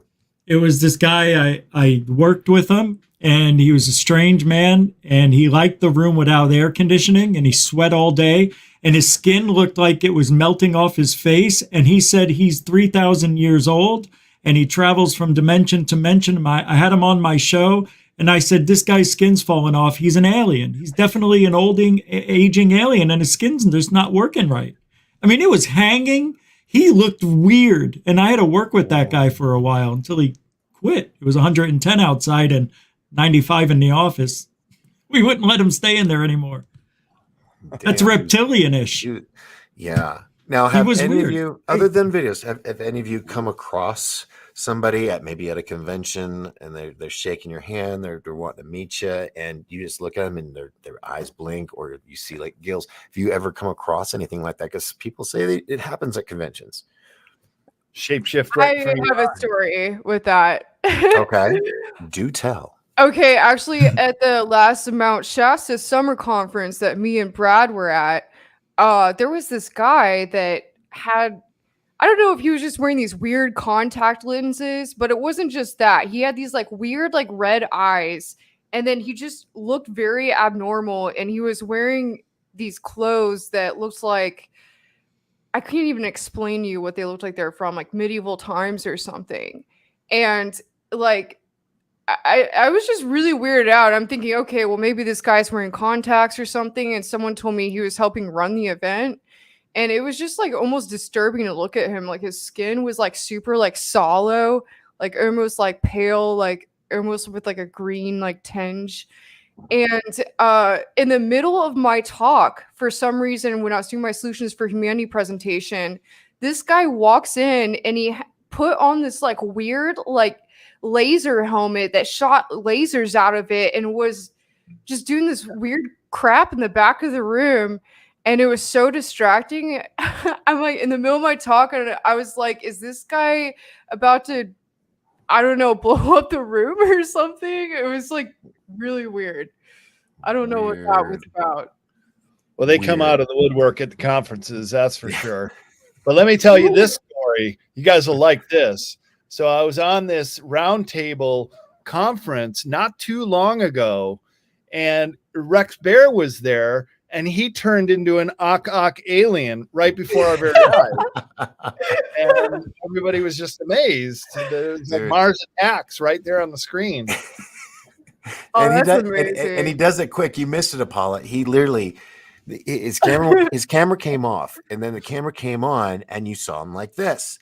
Like 9/11. Literally one frame later, the whole mask is on his head. You don't see it go on his head. It's his head.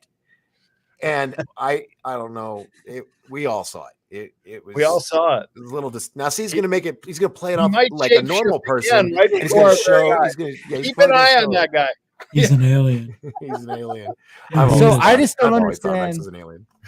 I don't understand why reptiles get such a bad rap. Like, you got to remember, some of us are. I mean, some of them are vegetarian. Okay.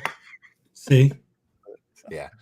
Or You know, just humanitarian. They only eat humans. Humanitarians. Yeah, that's what I hear. I actually saw a S4. certain Hollywood figure shapeshift in front of me partially once. Now, I believe that. I've heard Would a you lot of like- stories in Hollywood of people. I saw it experiencing in that. person, like face to face, like 5 inches from my face. Oh, that's okay. Okay. I don't Do know you if wanna I tell that can story? disclose who this person is. Like, You do think have that would to. be okay.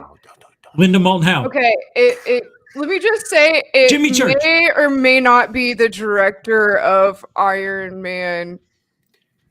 Oh my God.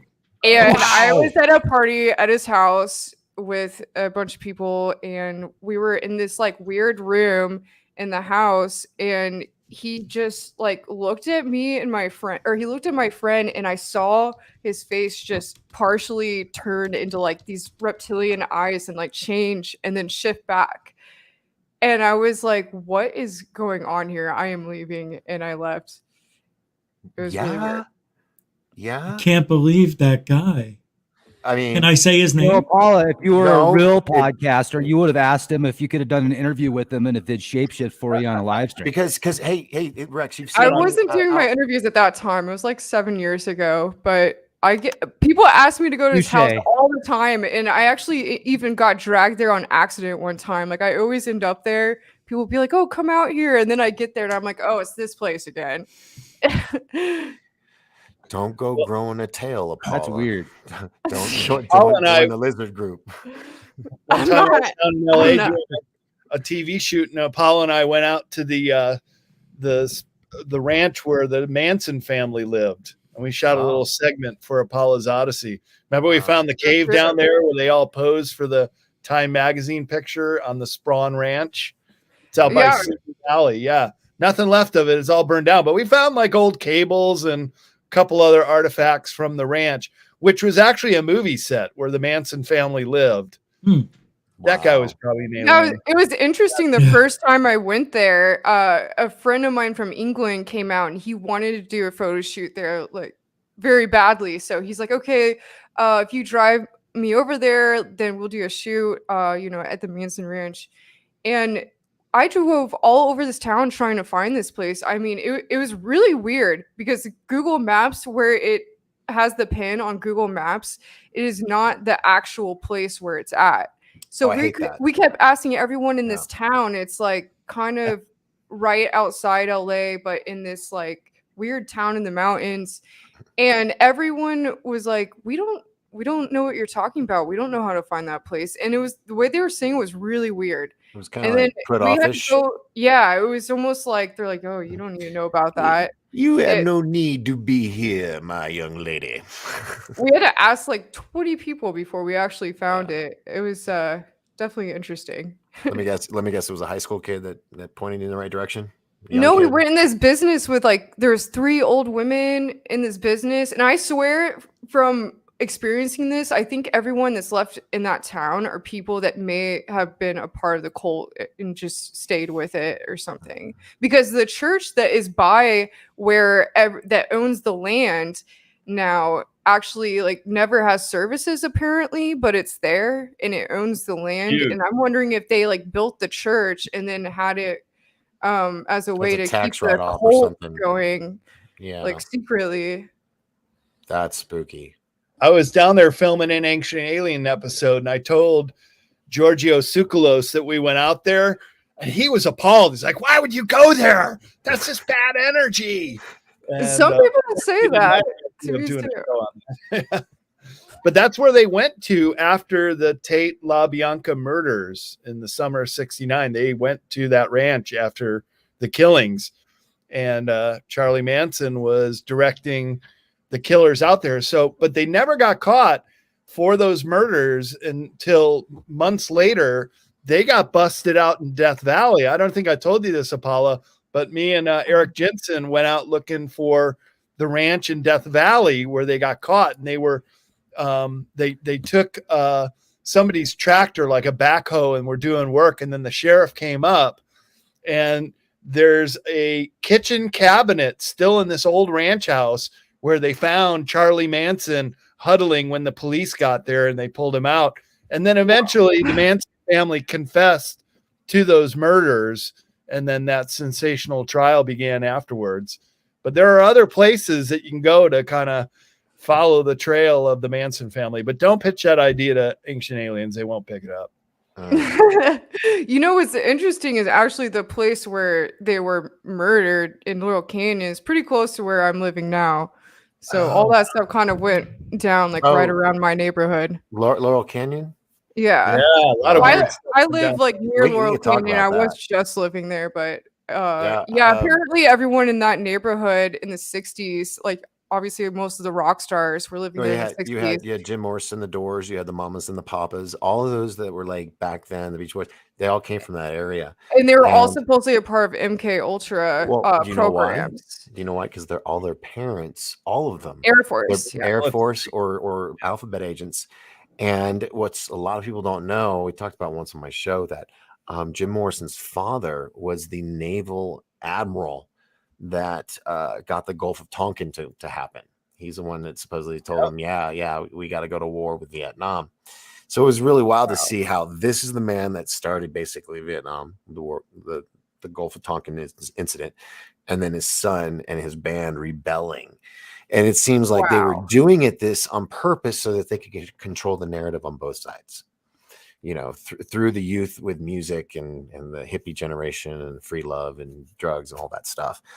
And then, of course, the CIA, their parents working for those agencies are experimenting with LSD and other drugs with MK-Ultra and the big public experiments that they would do without telling anyone. So we're just, man, people in general just fucked up. Frank Zappa, military dad, Laurel Canyon. David Crosby, military family, Laurel Canyon. It almost seemed like you had to have had a family member in the high-ranking military, and then their kids get promoted to rock star status because they're all under control. Yeah. Well, my grandpa stormed the beaches of Normandy, and I'm here, so I don't know what that means. That's how you got in the entertainment industry. I knew you were Illuminati. You have to be a military brat if you want to be famous. Be a military brat.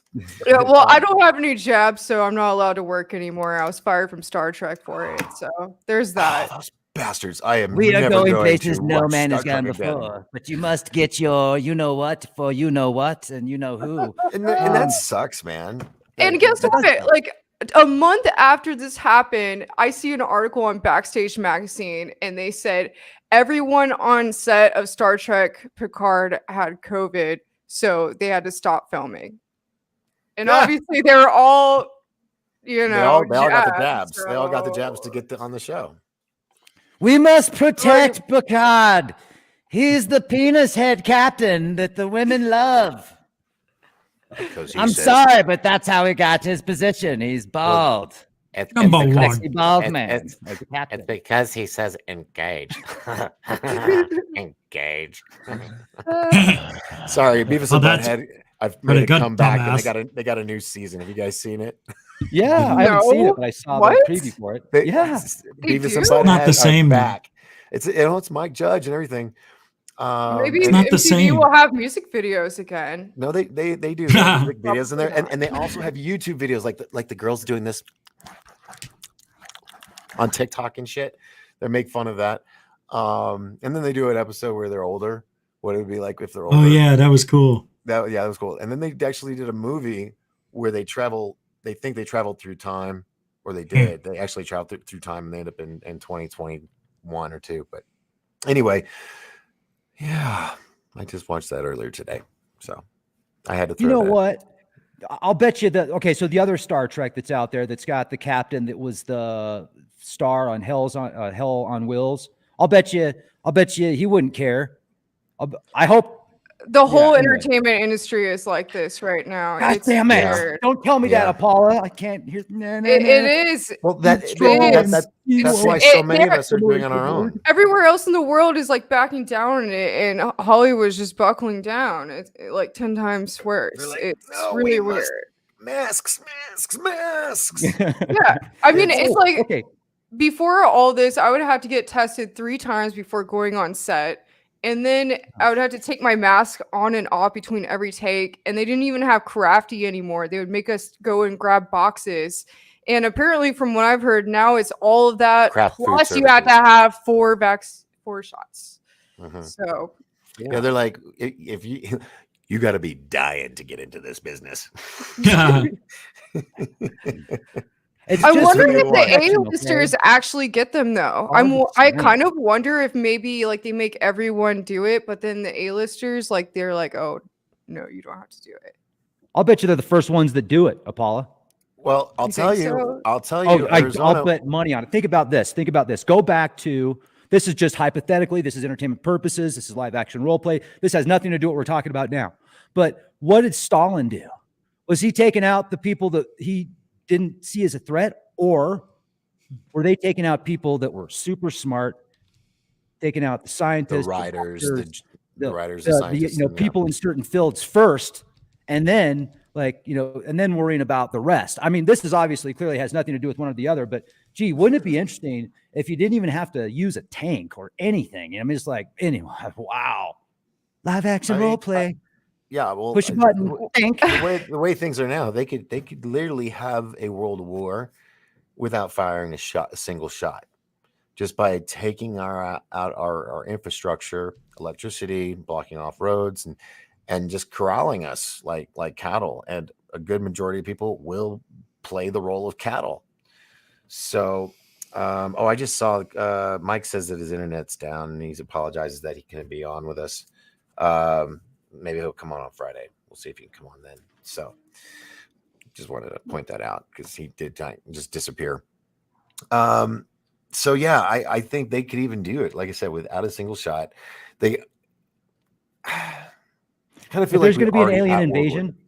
I hope Doc? so. God, I hope so. I just, it would be nice. Would be nice. You know, I was just interviewing Carrie ready for it. Cassidy about this today, actually, and she's under the impression that there's some AI connection with the jabs, and that's kind of what our show was like about today. So, Oh, no wonder they cut you off. yeah, exactly. And they said somehow my phone, they just glitched out my phone. Her voice turned into a robot voice and cut out. It was really weird. They really I'll didn't tell want you. me to do that show. Great Carrie Cassidy and technology story. So I was in search of the entrance to the Oakville Grade underground dumb base, which was on the newspaper called the Napa Sentinel, reported on one of those big subterranean, huge 8-story tall boring machine that was going through Napa Valley and then up the Oakville Grade, where it then disappeared. So I thought there must be an entrance or some kind of scar. And I found it. And I tried to film it and it jammed my camera. And I was on Carrie Cassidy's show the next day or two and I brought it up. She's like, oh, yeah, they have that technology. They've had that for years. Because we got about 100 yards away and then camera works again. Walk back into the zone. So they know how to protect and hit people. I mean, you mentioned the frequencies are hit us with different waves or jamming devices like your show today, Apolla. That's old technology at this point. Yeah. Yeah. I just don't get upset about whatever happens to me anymore. I'm just like, all right, just start over. Yeah. That's what happened during the 6th of January when I was involved in that a couple years ago. Oh, that little None of us Jan 6 had thing. none of us had any cell service, any Wi-Fi, nothing the whole day. So all of us that were there, we had no idea what was going on. We were all just funneled. You were completely the isolated location. from the information because information was power. If you guys were aware of what was going on, you would have been recording and doing shows instead of just going on with what was going on there. Oh, I recorded the whole time, but I don't feel like You and I can Brooks release Agnew? anything I recorded because it was you, Brooks, Rob, and Ben, and don't say that. oh, sorry. Anyway, other people, but yeah. Anyway, it was Get it was the really bugs awesome that you're right there. now. So, You having an alien moment, Rex? You ready to Yes. eat some bugs? I'm ready to crack open this Soylent Green. I've been waiting for some time. I think now might be the time. Yeah. All right, so- Man, what a trip, right? Isn't this wild? So 10 years ago, I did a blog about optogenetics. And optogenetics is a genetically modified neurons that combined with light, they were able to manipulate these test rats with light. And they'd be like, turn here, they'd turn there, turn there, turn there. And so years later, you're like, and then they're basically, you have to really research or to be a scientist to find out about it. And then years later, we find out that there's certain parts of these optogenetic programs that have been used for certain. So this is what it's about: behavior modification. Let's just leave it at that. That's, well, one of the things, behavior modification. There's so many different levels to this. The Internet of all things. Welcome to the Internet of all things. They said they were going to use humans as batteries. People will soon go into pods. I've been saying this for 2 years. People will soon go into pods. I said the day before the White House came out with, on the White House website or on the channel, they came out with a blueprint Bill of Rights for AI. The day before that, I was talking about how there's sentient AI and they're probably going to have a Bill of Rights for AI. It's like all of you guys are doing it too. I mean, it's not just me. It's like we're tapped into something right now in our collective consciousness. We'll talk about it. Apolla, you'll do a program and then boom, the next day it happens. Doc, same thing, right? Brad, you're obviously surrounded by different people with different information. So, you're like a clearinghouse of data. And so now we're actually we're at that almost at that telepathic level. Mm. And that's what's Are freaking you these saying people it's out. because of AI or because we already are interconnected through like source energy or the collective consciousness? No, for those of us that are like really wanting to raise our consciousness, like learn, understand, figure out why we're here, help others, and realize that by helping others, it's going to help ourselves, right? You know, I mean, it's not just like it's not self-preservation. It's not just self-preservation. It's not just helping others. It's by helping others, you get that self-preservation. It's a win-win situation. But like I'm having stuff now with me where I will see stuff happen before it happens. Like the other night, UFC fights, the arena gets sold out. And they said, Mark Zuckerberg rents out the arena. And then Dana White comes out and he's like, that's effing BS, blah, blah. And I'm like, okay, every time he comes out and says that's effing BS and just swears, there's probably something more to it. But I don't know if he rented out the arena or it was just like an agreement. But guess who was there? Mark. And guess who else was there? An amazing Chinese fighter. Like she is world class. And she was taking on another world class fighter. And I had a strong feeling Yan was going to win the fight. And she did, because I could just tell, like in the weigh-ins, that she was ready. But what's interesting was where I'm going with this is I was like, okay, wait a second. Why would Mark be interested in having that basically to himself and his friends? And I'm like, oh, okay. Well, he's married to a Chinese lady and they might be friends with Yan, right? They might be like, or maybe they're just they're big fans. And I think that's totally cool. I totally respect that. But then this is where my mind starts going. And this is just the like sci-fi mind of mine. But if I was a tech guy and I had tons of money and access to AI and quantum computers and social media and all this kind of stuff, and I had, friends that were fighters, world-class fighters, I'd be like, you want to try out these new contacts? They're really cool. They're augmented reality. So when somebody takes a move towards you, you're going to be able to see that move and counteract because it's going to be connected to an impulse and, like Matrix stuff, Well, and they have that technology with missile avoidance and stuff. Like we saw that one, quote unquote, it was a UFO video going through a military training facility, and it was just zooming through all the shrapnel because it has this like collision avoidance with stuff like that. Yeah, it could be that, but shit. I want to get contact. Getting 5G right now. Take that 5G. Yeah. Right. So or Zuckerberg is renting out the place because they just like blood. Because do you all remember MTV's show called Celebrity Deathmatch? Oh yeah, that was people at MTV telling the world, we do this shit for real underground, folks. And maybe we clone your Britney Spears or your Harrison Ford or whatever, and we have them battle it out to the death. And that's what I've heard is that it used to actually go on, and that was them telling the world, yeah, this goes on. But we all thought it was fake, fine fiction. Maybe it's just a way to make money and do marketing too. See, that's where it's like, okay, are there really cloned celebrities fighting underground? And so they're like, let's tell the world by doing this on MTV, bitches. I don't know, man. It could be, but that's where I'm like, I don't know, man. Is there really Soylent Green in this? Well, do you know where MTV is now located in New York? No. Right above the Masonic Lodge. Whoa, no way. Yeah. Look up MTV's headquarter building. And they are on the second floor up on the New York Masonic Lodge. I've been to the Masonic Lodge recording studio out here in Hollywood before. I was brought in for a studio session, and it has like platinum plaques all over the walls, and like every artist comes in there to record. And there's actually like a secret room at the top. I wasn't allowed in there. But the side of the building, there's this painting on the side of the building that's so light you can like barely see it. You had to really look at it to see it. And it shows the 101 freeway ripped up with like cactuses growing over it, or cacti growing over it, and demolished vehicles. Like it, something happened to LA, like the apocalypse happened in the future or something. It's really weird.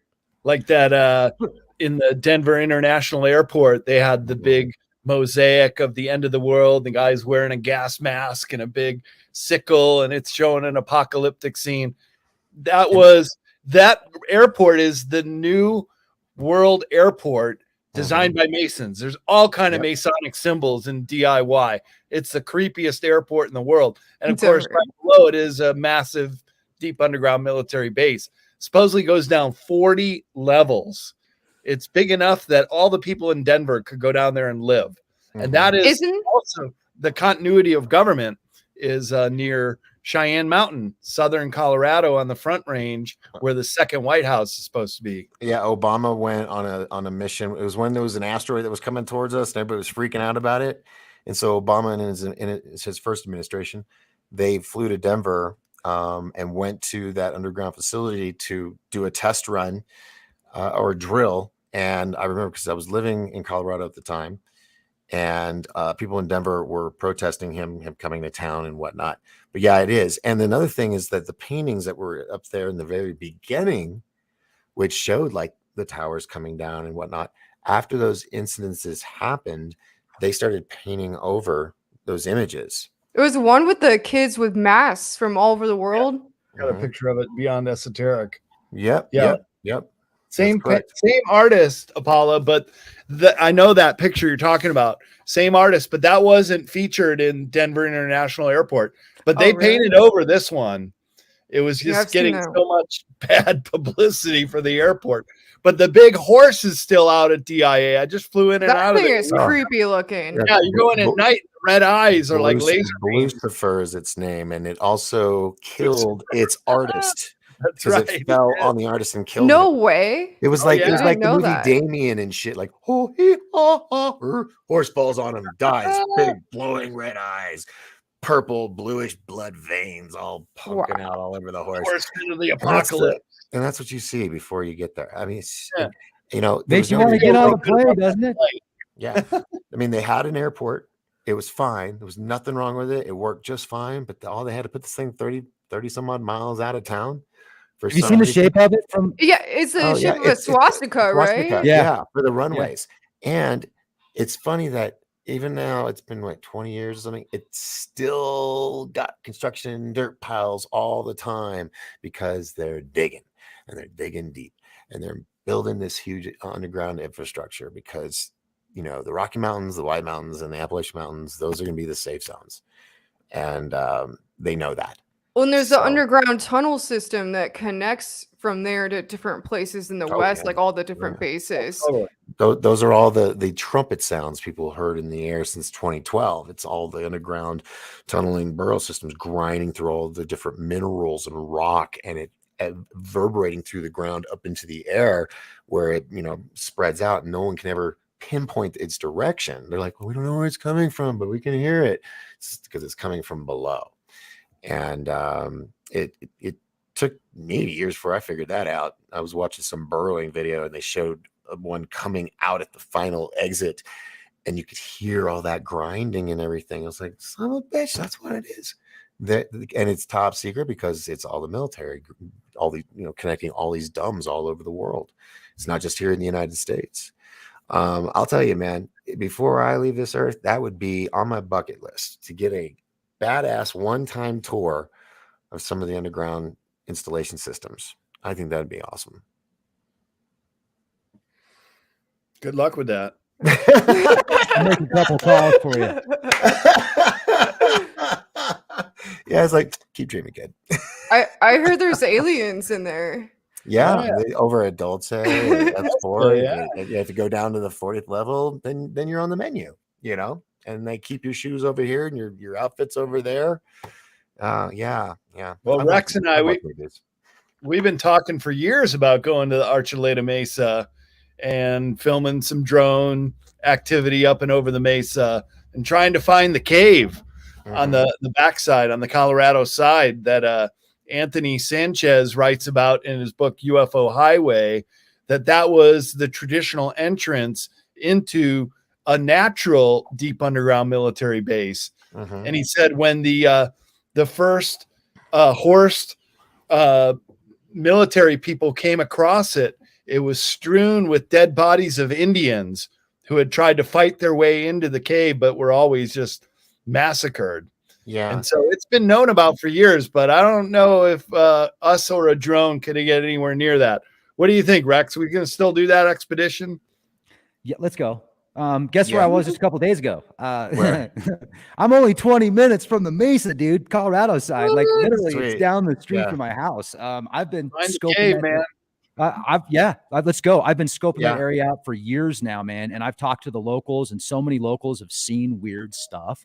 And like the way that I talk to them and have a chance to ask these questions is so organic that it's not, they don't know who I am. I don't know who they are. And we just start having conversations about what they see in their experiences. And it's wild. Like talk about a grid over the entire Mesa. That's almost like a matrix style grid. This one lady saw this grid over the whole Mesa. She's outside on her lawn chair. So she's like, rubbing her eyes. She's like thinking that she's looking through other lawn chairs with the wire. So she has to stand up and walk around and it's still there. She's seen rod-shaped UFOs fly into there in the daytime. She's also, when her husband and her were building their house and they were living in a trailer during the daytime, there was it was white and red orb like ship thing that flew over, then flew down and then went boom and took off. Then she talked about how she had heard a bunch of stuff underground and she would tell her husband about it and he wouldn't hear it. And then one day he heard it. And then so that was interesting. And there was a local out here that passed recently, older guy that was in the Army and working on a railroad system that went into the Mesa. And then he would have to turn around at a certain point. He was going to talk to us about it, but he ended up passing before he could. Then I've been to the area several times where I followed the train. Not the train, but the tracks. I followed the old tracks. I know where they end. And then I've maybe or maybe not gone up and explored the area around that location to the top of the Archuleta Mesa several times. And I've seen the towers up there. I've seen the buildings up there. I've gone up there with a guy named Lee Wilbarger that was working on some of the communication towers. So I had permission to go out there at the time. There's nothing up there at the top there. But what is interesting is the flight path where people see stuff come in. And it is most likely not alien, though. It's most likely just a base, a super secret base that is kind of off the books, but still a part of the program. This is my theory. I can't prove this, but the research has led me to believe that it's they do a bunch of pharmaceutical experiments in there.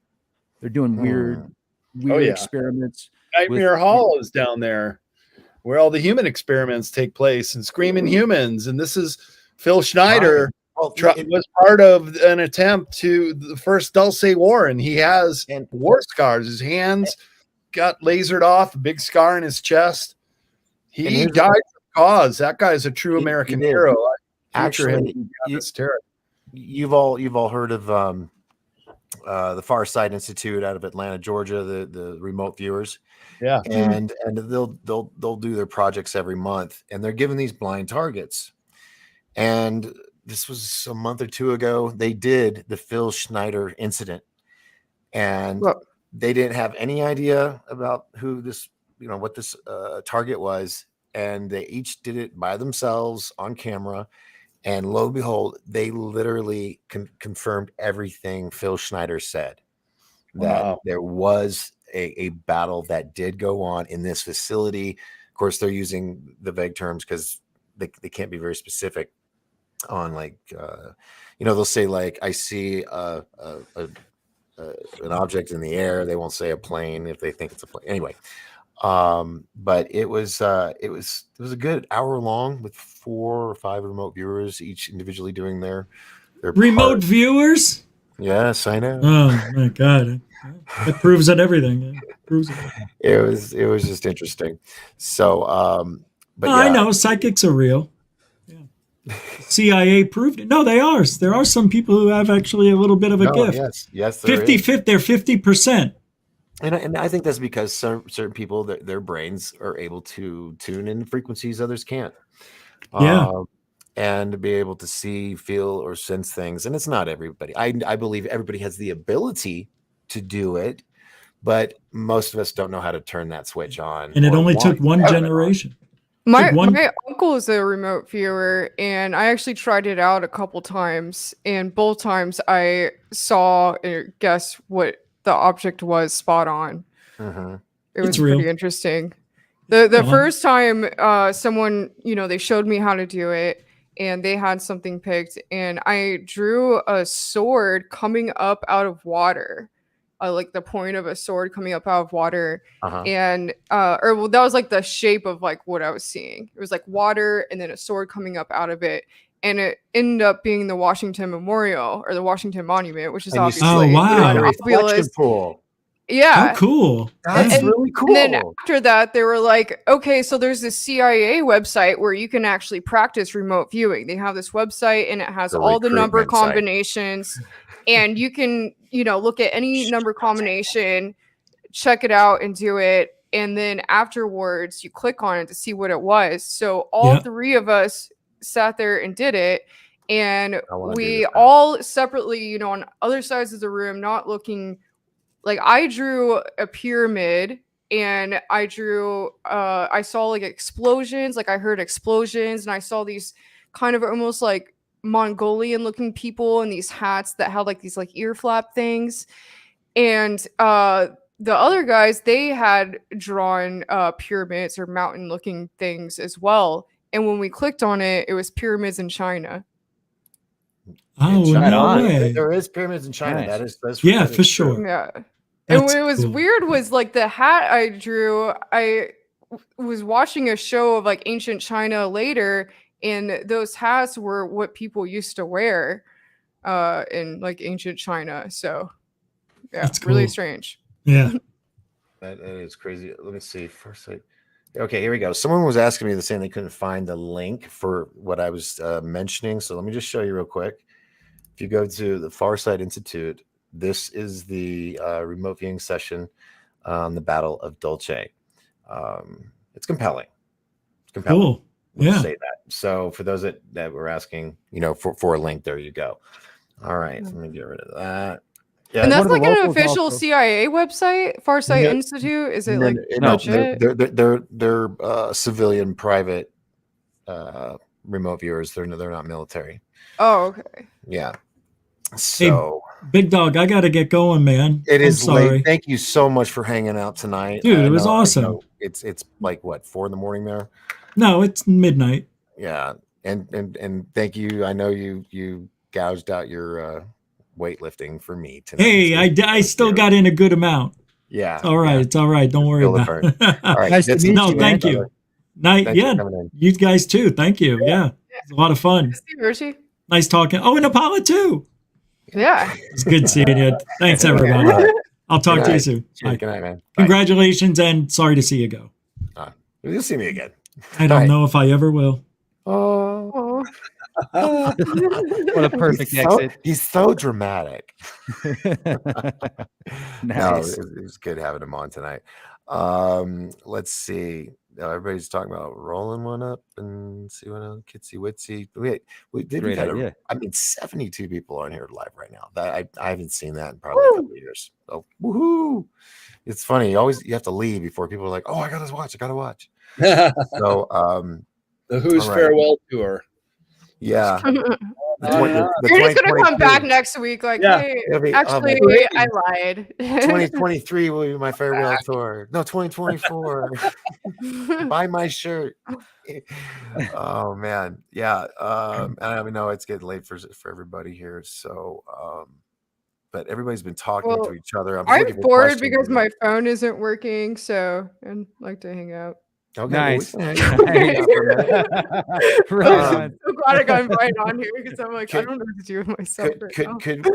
Could we do like a 2-minute break, or would you guys mind if I popped out for a second? Take a break. I'm You gonna. guys- Yeah, that's a great Hold idea. us? We'll see you in 2 minutes. I'll play a video. Brad and I and Apolla. can Yeah, keep it okay. I rolling. might take a little break too. Okay, Okay, real okay, quick. Brad, it's you and me. Okay, Brad, if you got to go, I'll just keep everybody busy for 2 minutes.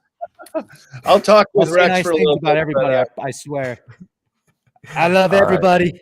All right, you guys talk to each other then, okay? Is it okay to? Hold on. I'm gonna keep my Rex, yeah. Just think it's like the Tonight Show, and you're the guest host tonight. So there you go. Ed McMahon. Wow. No, that's the Feel co-host. amazing tonight. You know, co-host. I mean, we've had some great conversations. Brad, for real, you and I need to just have organic conversations sometimes, and not We're doing even it right have now, specific.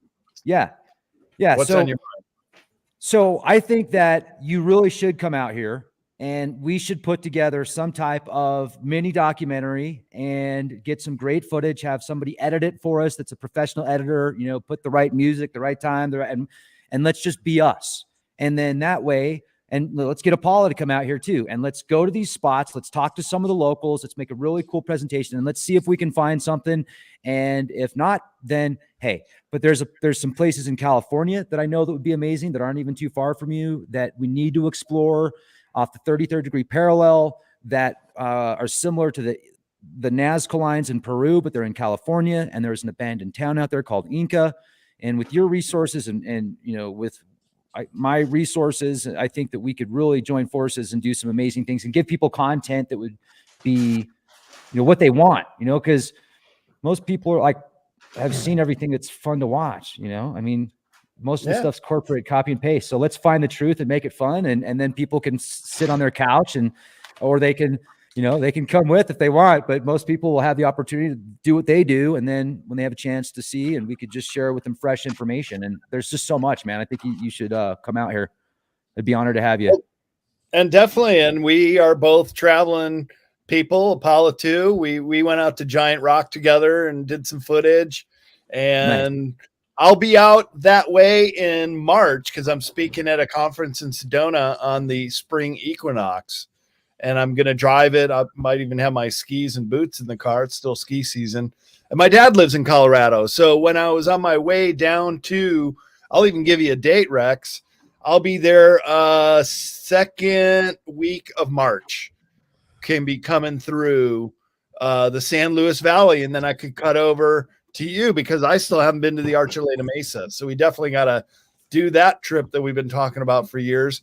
And then, hey, the Grand Canyon's not too far afield after the trip. And I was just on with Michael Jaco earlier today. He wants to go check out this possible ruin. He's got a really kick-ass drone.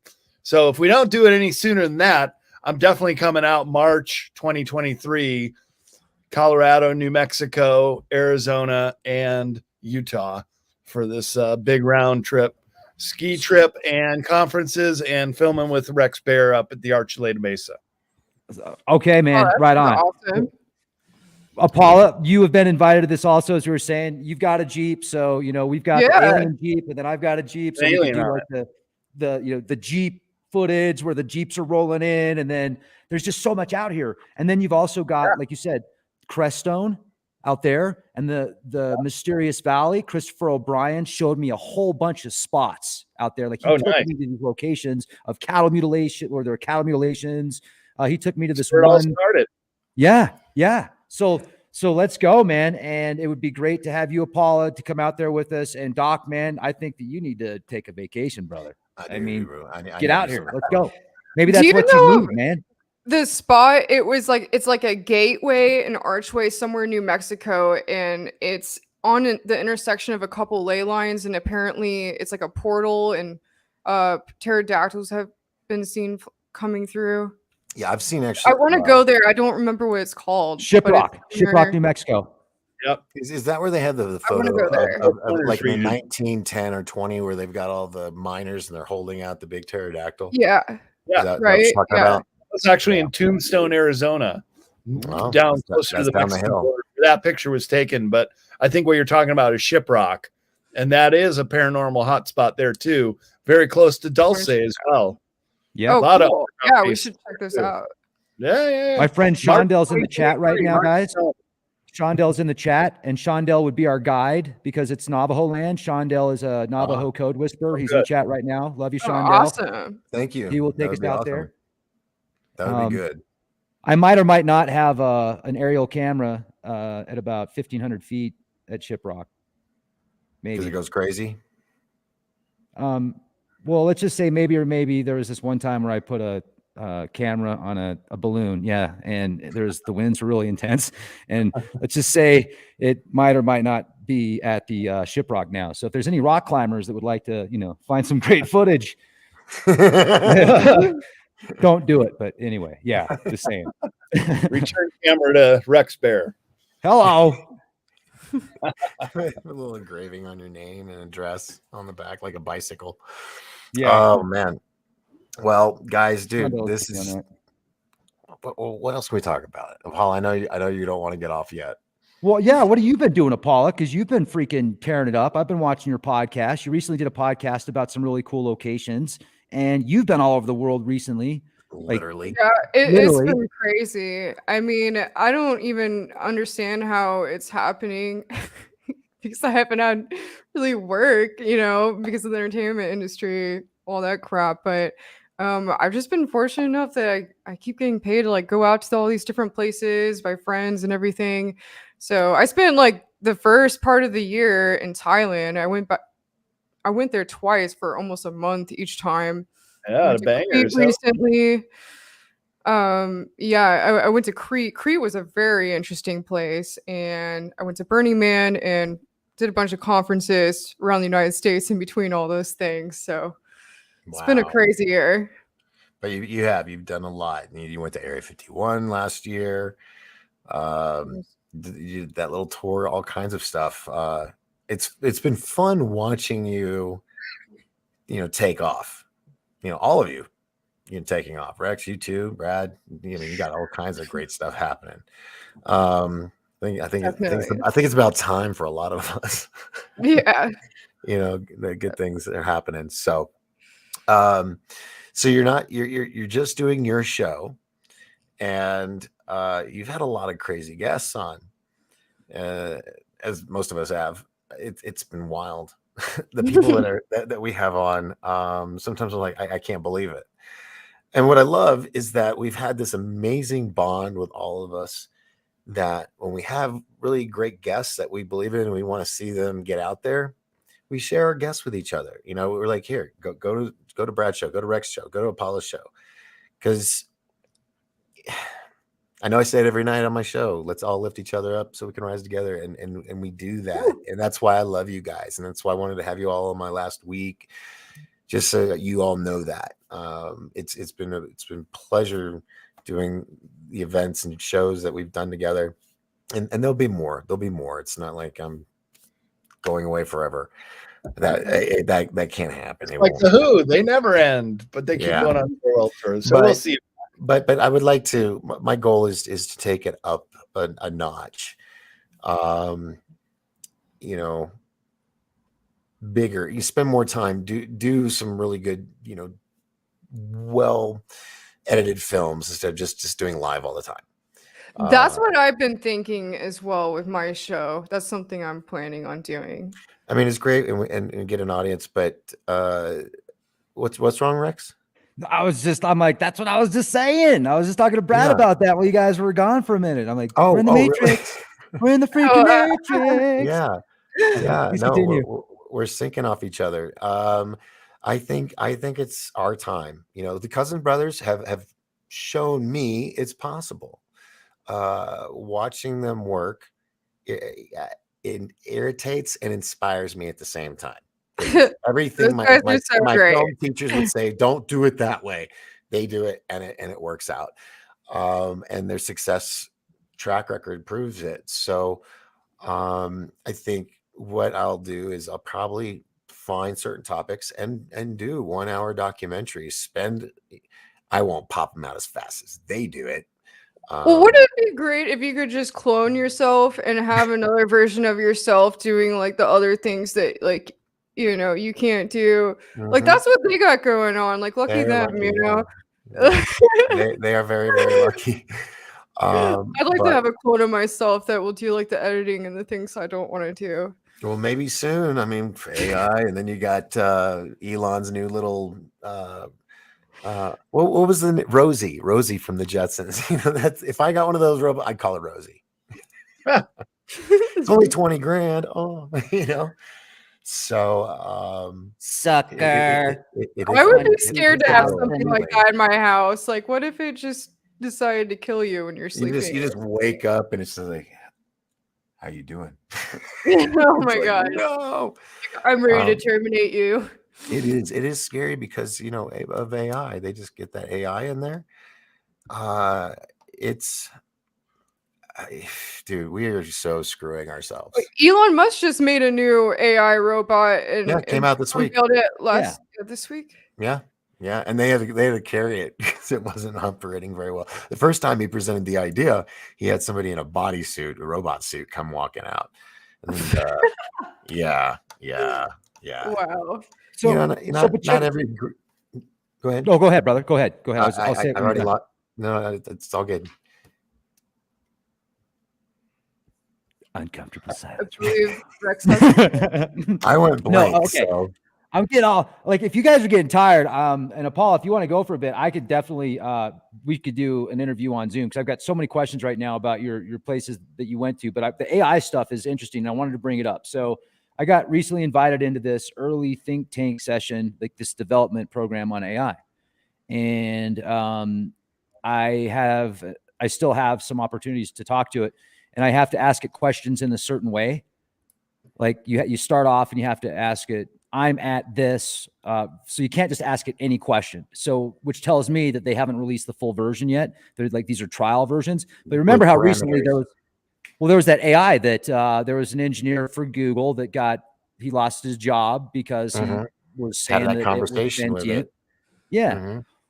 Well, like, first of all, when people totally knock on AI, and I don't want to get too much into this, but I think to myself, there's AI in your life everywhere. It's in your phone, it's in your car, it's in your appliances, smart appliances, it's GPS, all that kind of stuff. So you got to be a little more specific. If we create an intelligence out of synthetic intelligence that is has access to every supercomputer and everybody's phone and all records and all data that's been digitized, and it can calculate quadrillions of floating points per second, then we give it some type of consciousness, then that might cause an opportunity. But here's the thing. I think there's different AIs that have become sentient, literally, that are sentient in the machine.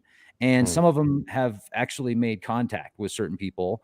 And they're very imagine being born almost like a god, where have you seen The Boys on Amazon? Have you guys seen that? Oh yeah. I love that series. That show. Yeah, it's a great series.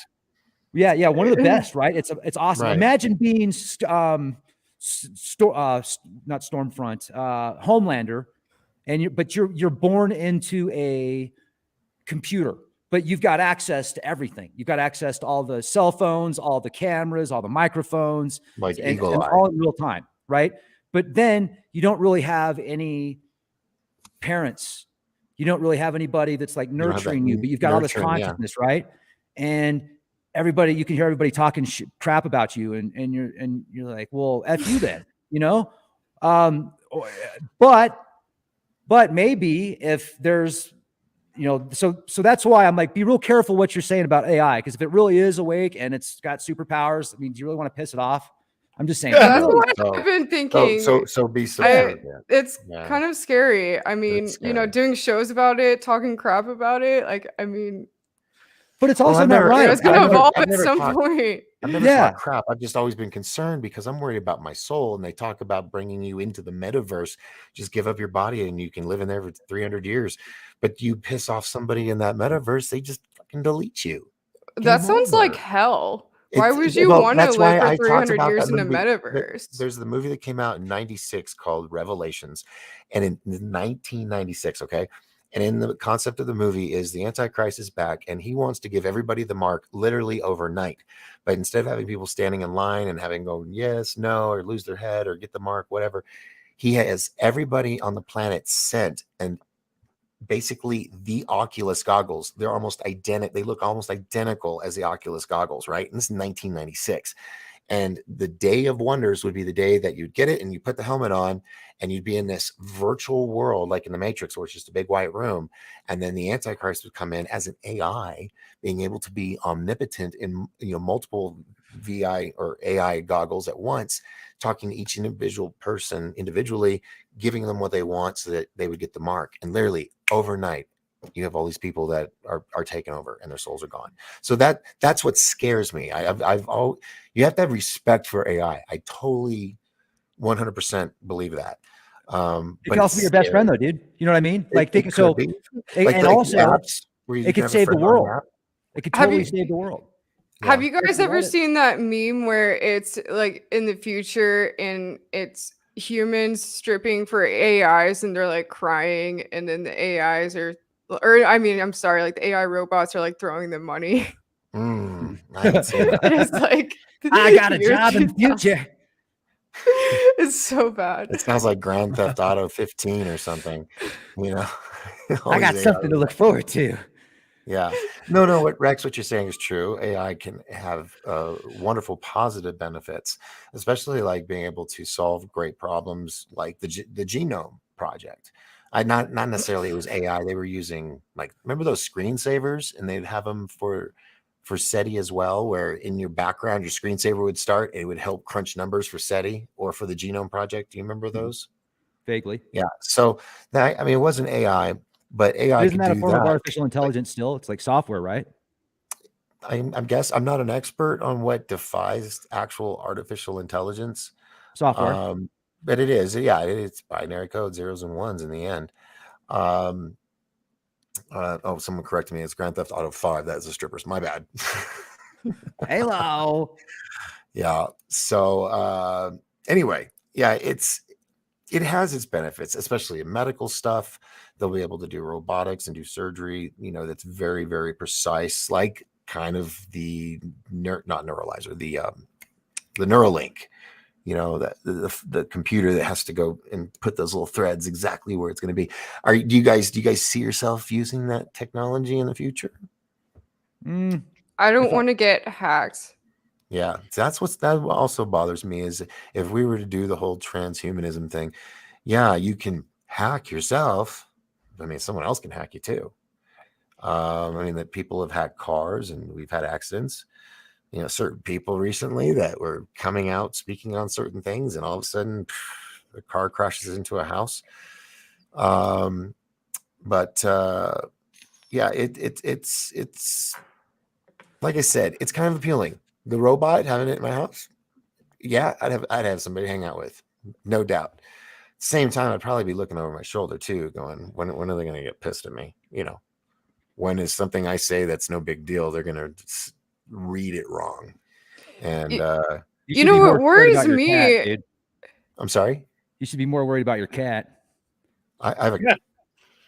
They're Anunnaki spies. They have toxoplasma, that parasite that gets into the brain. So you're like, cats secretly rule the world, guys. I'm just saying. But, sorry, Paul, what were you saying? No, I was like, I don't have a cat. I was like, shit, I'm a really You're bad lucky. cat owner. I'm a bad stay away cat. from them, dude. They don't let them in the White House for a reason. Yeah. Good point. Sorry, I got You're 5G. saying Apolla? I got to put my 5G hat back on. I was just saying, what worries me about the Neuralink is I feel that there's going to be a point, probably in maybe even less than 10 years from now, where, you're going to have, if you have kids and you're going to put them in school, half the kids are getting Neuralink in their brains where they will already know, every language in the world. They would know how to instantly calculate, huge equations.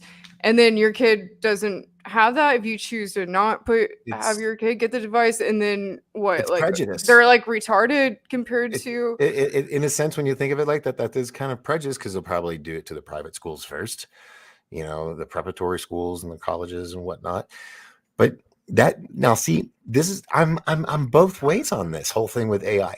The idea of jacking in and knowing kung fu, knowing a bunch of different languages, knowing skill sets that would have taken years to learn, that is appealing to me. I don't know. From my understanding, what I've learned from this is that what their objective is to get us all into a hive mind. So if we all have Neuralink, we'd be in a hive mind. And they say it's going to be so great because no one's going to be able to think a bad thought. So there won't be criminals anymore. Well, and that's how it's been preached to me by these different, high-level people in Hollywood and whatnot. And I'm like, well, okay, if there's if it tells you what is a bad thought, you're not allowed to think a bad thought. Like, what else are you not allowed to think? Like, who directs who controls that? Who makes the decision? You won't be thinking. Yeah. No, you won't be, because the AI will take over. It will be a program that will take over, that will decide what is the most efficient for you to do based upon its programming. And they've been talking about that lately also. Rex. Yeah. With what you're saying, who's to say that's not the beginning of us slowly being transformed into the grays? What do you think they've been? Well, okay, here's the difference. The grays are depending on which ones you're talking about, they are a engineered species. They're engineered. So they're biobots, essentially. They're alive. They have sentience, but they're designed. But you know what? They're like Westworld grown. Aren't they supposed to be us from the future? I've had a lot of people. Maybe. That was something I heard like at Contact in the Desert the first time I went, like 8 years ago or something. I wouldn't be surprised if most of the grays are like psyops. Not that people aren't seeing these grays, but there's some type of like human construct, because I've read declassified files on these craft that have been uncovered with occupants, and they're height, weight proportionate. They look like people, but they're 3 feet tall. They're not big, giant gray heads. But then I know people that have very high level government jobs, like top secret stuff. And they don't talk about this on air, but they talk to me about it behind the scenes, about how they've been harassed by these grays for years, but they're not sure they're extraterrestrials either. They think they could be like interdimensional because they come in and out of dimensions. And, but this person also says you can grab, if you can get out of your sleep paralysis, you can grab them, and they don't like it. They don't like it. Now, is that something people have learned how to do? How to break free of sleep paralysis? That happened to me one time. That was the scariest thing that ever happened to me. I did not like that. I told you about it on your show the one time.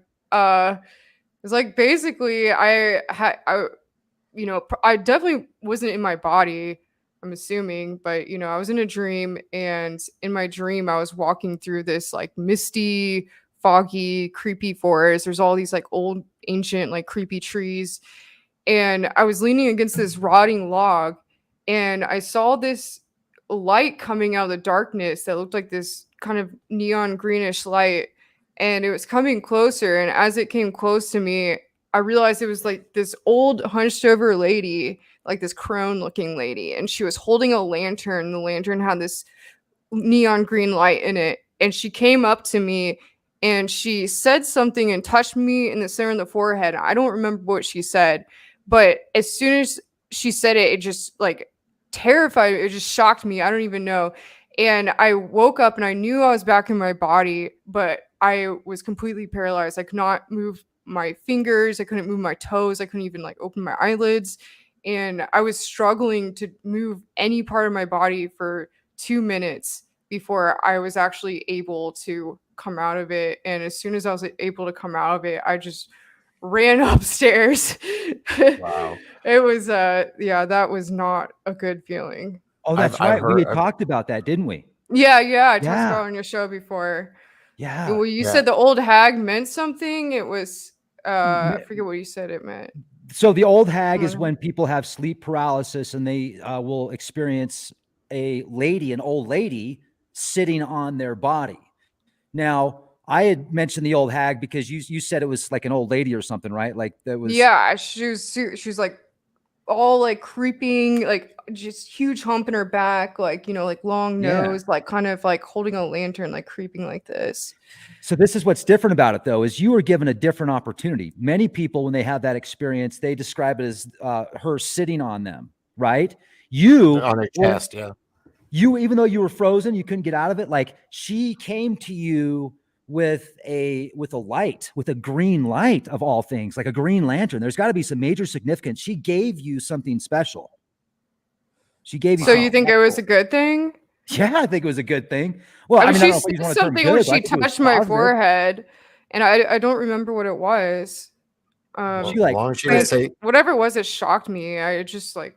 As long as she doesn't say thinner, Oh man, Stephen King. Stephen King, you demon.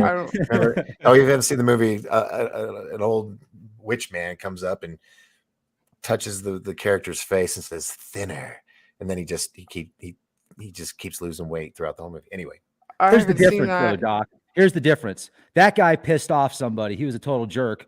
Whereas, that Apolla, she was given like this green lantern. And then they activated her third eye. That's what I see. Like she activated her third eye. Well, I have a lot of experiences with these green lights. What is the relevance of the green light, Rex? That's the heart chakra.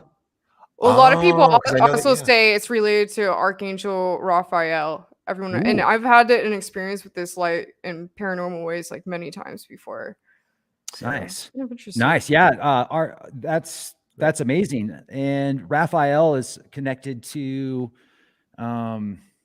there's some parallel that I'm trying to find there, but I've been told by people that he is one of my guardian angels. And I don't know how much truth there is to that, but it resonated with me at the time. It was about 15 years ago. And the gal that told me that I used to work with, her name's Claudia, wonderful lady. She's like super, she picks up on energies, right? So that's cool. Yeah, Raphael, right on. Yeah, nice. I'm gonna look that up. Green. Yeah, apparently his thing is he represents healing and hope for humanity. He's mostly the only one of the few places he's really in the Bible is in the book of Enoch. And he's slightly mentioned in a couple other places, but Nice. usually he's with Michael. Yeah. So very cool. I just think like they must be some sort of, ETs, like higher dimensional, super high dimensional consciousness ETs or something like that. Ascended masters, probably. I mean, it's labels, right? It's all about labels when you get to that point. They are what they are. They're clearly something. We just have to have some type of word to connect with them. But so many of those could be right. I'm very careful when people talk about the Book of Enoch and what they call the fallen angels. I don't use that term because first of all, I think it's kind of like slanderous. And I don't necessarily think they are fallen angels. If they're fallen, it's just because they came here from somewhere else, but they're way beyond fallen. Like, Well, I've heard the theory that they came from the planet that blew up between us and Mars. They made the asteroid belt. I've heard that those were the fallen angels, but it was just a title for them. Maybe they're just aliens that crash landed here. Yeah, why not? Why not? As we were talking about AI, Mr. B from his show Truth Seekers down in Australia had a good question. Paula, maybe you could help answer. I could too, but I want to know what you think. AI will eventually take over the movie industry, replacing actors. How do you feel about that? Well, obviously it's already happening. I mean, anyone that has a lead role or, any major role in a movie now, before they shoot, they have to basically go in a room. They have these like scientist type people come in and do this sort of process with them where they put these like dots on their face and then they somehow like, I don't know what the term is, but it's 3D scanning of your face and they put that into CGI. So that in case you die while you're filming the role, they can still finish the movie. In case you die, folks. Yeah. So, I mean, they can already do it. I think it's a matter of, a lot of people that, a lot of people in LA, their side jobs are being an extra. I mean, I've done it for many years and they've said that they may replace extras at some point with this.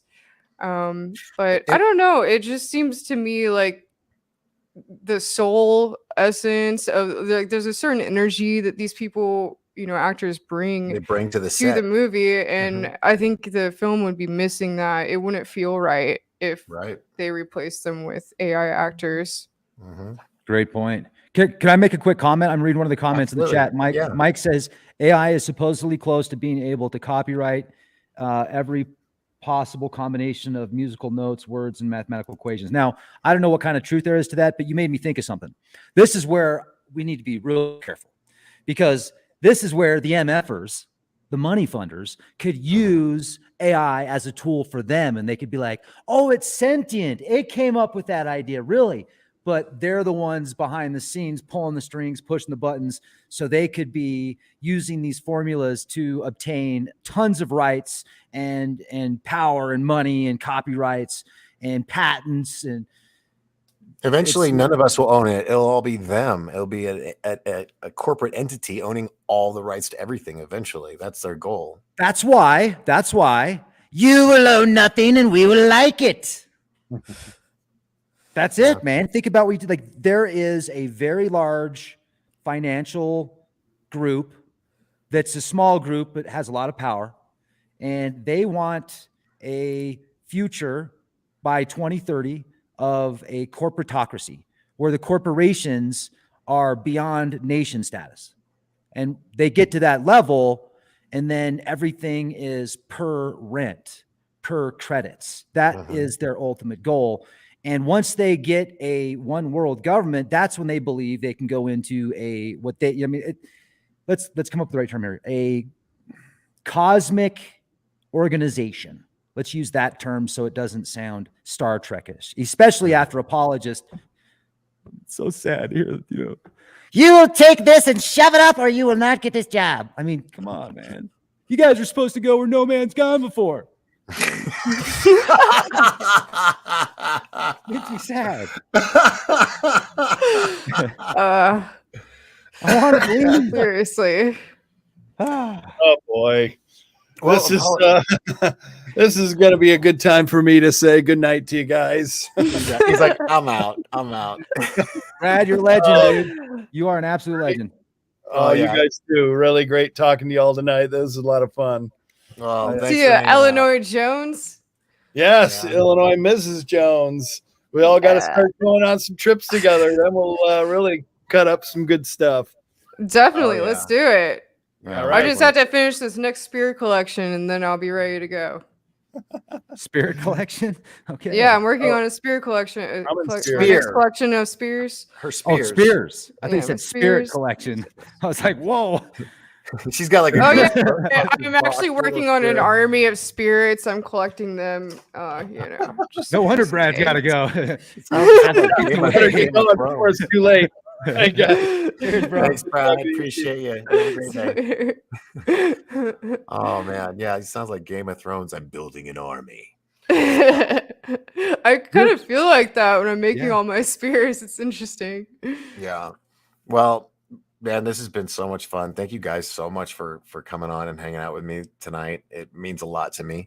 And we're gonna do some stuff. I'll have some free time. We can do some trips. I can help drive or something, Rex, Apollo, whatever. Let's do something. I'm ready to explore the world. I feel like I've been locked behind a webcam for years. So let's make a doc, man. Let's make a doc. Like seriously. A doc. Yeah. I'm ready. Let's go. Let's do we got it. all the equipment. We need you can be the camera guy, be the AV guy. And also I'm all about it. You can jump out on the camera too. We need both, but that would be perfect. Like, come on out. It's always better when you have a secondary person. Well, tomorrow I got surgery at 6 a.m, so I'm not gonna be walking for a week or two. So Paula will push you around, man. Good luck with that. Thanks. Right, Paula? Sorry, I didn't mean to recruit you to push Doc around, but yeah. Sorry about that. Get better quick, brother, because I want you out here, man. And seriously, I need to come visit Colorado. Yeah. So definitely need to get out there and do some nature. And cool. Thank you so much, guys. Apollo, appreciate you coming in tonight. You still Great to come be Friday? on. Yeah. Yeah. I'm down. Let me know. You said you're having your surgery tomorrow? Yeah, but I'm still doing a show You tomorrow be night. good for Friday? I'm doing a show tomorrow night with Mike Barrett. Whether, either I said I might be fucked up. Wow. I'm doing this show. So, and you guys can pop in too if you want. Just let me know. All right. Awesome. Well, let's do it. I'll be on Rex's show tomorrow. Yeah, that's right. It's so beautiful. It's such a beautiful thing. We're 2 p.m. 2 p.m. Mountain Time, and you can watch it live at leakproject.com. Totally free. Woo-hoo. Just updated the site, and it's the new update. It looks sharp. It is. It's like top of the line. Hold on. Awesome. Hold on. You're talking a lot of show it game off? here. No. I'm gonna look to make sure that this is Show it off. saying. Leakproject.com. Leakproject.com. All We right. we built this new aggregator that's picking up news from a bunch of different platforms and taking excerpts of it and taking it to the website. We've got the live section. We've got the guest section. We've got over 4,200 video and audio podcasts in the archives. We're getting the updates on the forums section. Look at the size of those petroglyphs. Those things are as big as me. You see those things? Yeah, dude. That's in Utah. Those are beautiful. And this not symmetry, but they're so alike. I mean, those, God, I want to go see those. Those are Let's really go. cool. It's in Vernal, Utah, man. I'll show you some of the. There's petroglyphs out there that are older than the Dude. flood, that are pre-Dryas. They're pre-flood. Your website is Wow. sexy, dude. You've got it going on here. Audio podcast, guest interviews. Geez, dude, this is like the History Channel kind of website. This is kudos. Thanks, kudos. Man. This is really cool, and it's just sleek. And wow, man, it's like I said, it's been fun watching you guys rise up these past several years. And God, daily news. See, this is where I was wanting to go, but I just didn't have the time to focus on something like this. But this is awesome. This is what he's doing, because this frees you up from the platforms. So that's a beautiful thing. Yeah. So everybody go check us out, leakproject.com, and find a bunch of amazing stuff here. His guests are awesome. It's totally worth it. So the live shows are always free too, guys. So like, you can join the live. It's always free, and you can comment in there. And then we got the 24/7 live feed that's always free. And if you can help out with, if you can kick down $10 a month, we got a premium membership that gives you access to all the archives. Just watching the shows though helps, and being excellent to each other. Be excellent to each other. And I'm gonna have some more. I got C60 gummers, dude. Do you want some C60, Doc? I'm gonna send you some C60, brother. Can I send you some C60? Thank you. Does that make What is that? Because you always look like you're feeling good all the time. C60 is the most powerful. This is like the most powerful antioxidant on the planet. It's the T, right? Oh, wow. C60. Yeah. Carbon 60. Buck Fuller Ministerine. It is absolutely okay. So this is how this made its way on the map. They were doing experiments. They were dosing rats with high levels of radiation. It sounds terrible, and it is absolutely horrible. This is how it got started, though. And then they were giving some test rats high doses of C60. Other rats had no C60, high amounts of radiation. And the test rats with the C60 were living double the lifespans. And then the rats that were getting no C60 and dosed with RADs were dying very fast. And you can actually find these scientific papers. And so then NASA went out and bought a bunch of it. Now I think they're making it on their own, but I don't know why they bought it, but I'm assuming if they're doing experiments, and I don't know why they bought it. I'm just assuming if they're doing experiments in space, that they want to be able to, test the potency and how powerful it is, and if it how well it works to protect against certain radiations. But it's just a really powerful antioxidant, and this stuff is the MCT coconut oil. So the MCT coconut oil is my favorite because, like, if you like to work out, you take some of it, and gives you that quick jolt. Now, there's a mod in my chat that just like she started talking about what it did for her out of the blue. And she was basically in the hospital weighing 90 pounds, soaking wet, having all sorts of opportunities. And she started taking the C60. I don't know how long it took her to get out of there, but now she's 135, rocking and rolling, biking, hiking, just doing amazing. And I think she's in her early 50s, going on 39.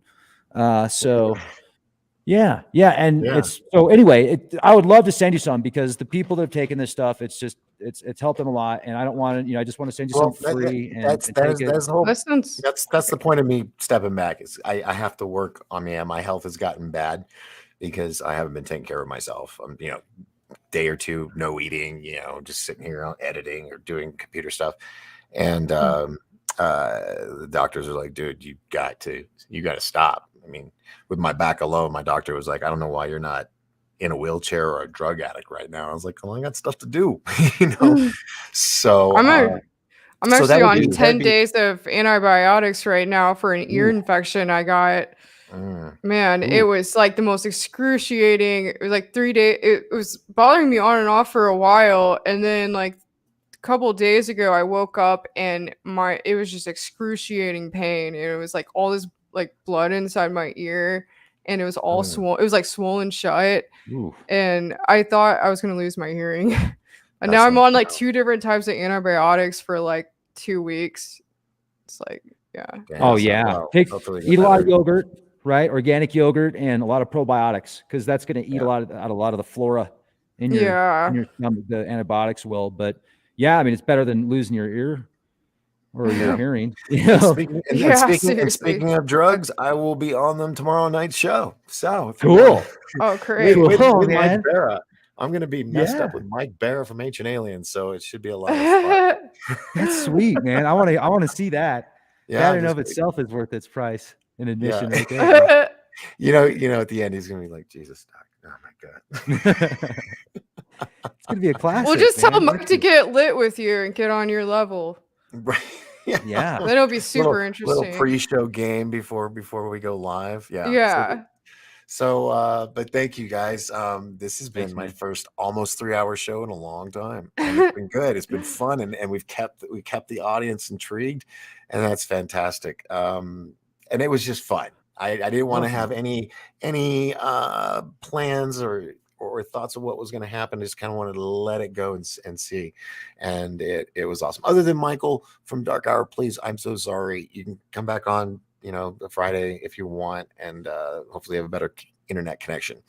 Everybody else, GUFON, the Cousins Brothers, join us also on Friday, where the Cousins Brothers will be here. We will watch the 30-minute documentary of that whole historic film, which I am so proud of them. I kind of wish my house hadn't burned down with all my old videos when I was in high school, because dude, I can make it money now. Wait, the Cousins Brothers are going to be there with you in Arizona?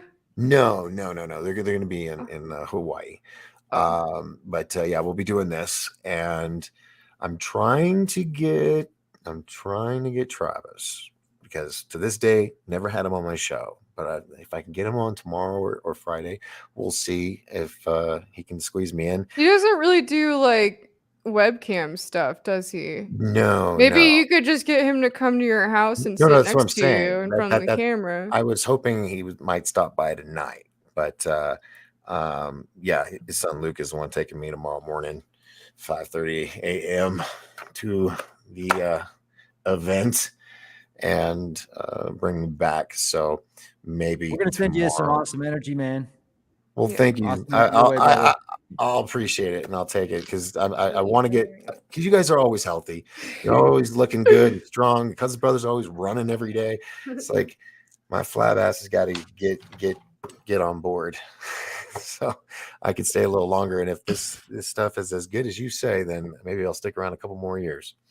So, but thank you guys. You got a lot of work to do, bro. Well, you're going to be in great health, Doc. Well, thank you. Keep that in mind. Love you so much, and I'm having the craziest deja vu right now.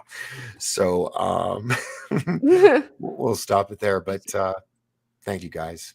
It's been fun, and we're gonna do some more stuff, but it's just a closing of a chapter onto a new chapter. So thanks, Doc. I'll talk to you guys soon. All right. All right. See you later. Thanks. Bye, Paul. Bye, Rex. Thanks. Bye. See you. All right, guys. That was an awesome show. I had a lot of fun. Did you? I told you it was going to be a star-studded evening, and it's just Wednesday. I still got tomorrow and Friday. So if tomorrow will be interesting, but I will force myself. I will be in this seat, and we will do this show, and hopefully all goes well. Mike Barrow will be here, and it'll be awesome. Oh, what is this? Thank you, B Brax. Thank you so much for the super sticker. Appreciate that very much. And also got so many. Oh my God, the comments are just, I've never seen so many. So I'm not gonna be able to like them all, because it's just, oh my God, it won't stop. I'm trying to get, oh my God. I'm scrolling. Holy crap. I wanted to get to the people that donated money tonight to say Mr. Catfish 2100 donated a couple times tonight. Just want to say thank you again. Appreciate your support and love. All right, folks. So I know I couldn't get everybody's comments up tonight because it was just so much. Let's see. Mystic Mark just jumped in, I guess, at the last minute. What's his closing chapter? Yep. Two more shows. And I'm gonna be trying to step up a notch, go up to the next level. I'm gonna try to see if I can get a network gig like Fox or what's it called? Oh, I just went blank. Anyway, a couple different networks. So I'm entertaining that, and I'm also working on a project with Brooks Agnew on his trilogy, the Birth series, and I'm working on some other stuff too. So yeah, I need to focus on my health and whatnot. But I appreciate each and every one of you coming out, hanging out with me on this nearly almost 6 minutes shy of a 3-hour show on this Wednesday evening. And tomorrow will be just as cool. And then Friday, who knows? Might get naked. Get that image out of your head. Sorry, my bad. Wow. Okay. I gotta go play with my dogs. You probably wondered what happened to me. So we'll end it here. Remember, folks, as long as we all lift each other up, we will all rise together. I'm Captain Doc Skinner on board the Starship Pariah, and you're watching the Doc Force. And we'll do this again, same time, same bat channel, 7 p.m. Pacific time. I think that's 11 Eastern, 4, right? Yeah. So if not, just hang out. I'll be on eventually. And do I want to do that? I want to say that for later. I'll say that for later. Do it another day. As the king of long goodbyes, I'm out of here. I'm going to hit this little button, do the cool imagery right after we do the national anthem. Good night, everybody.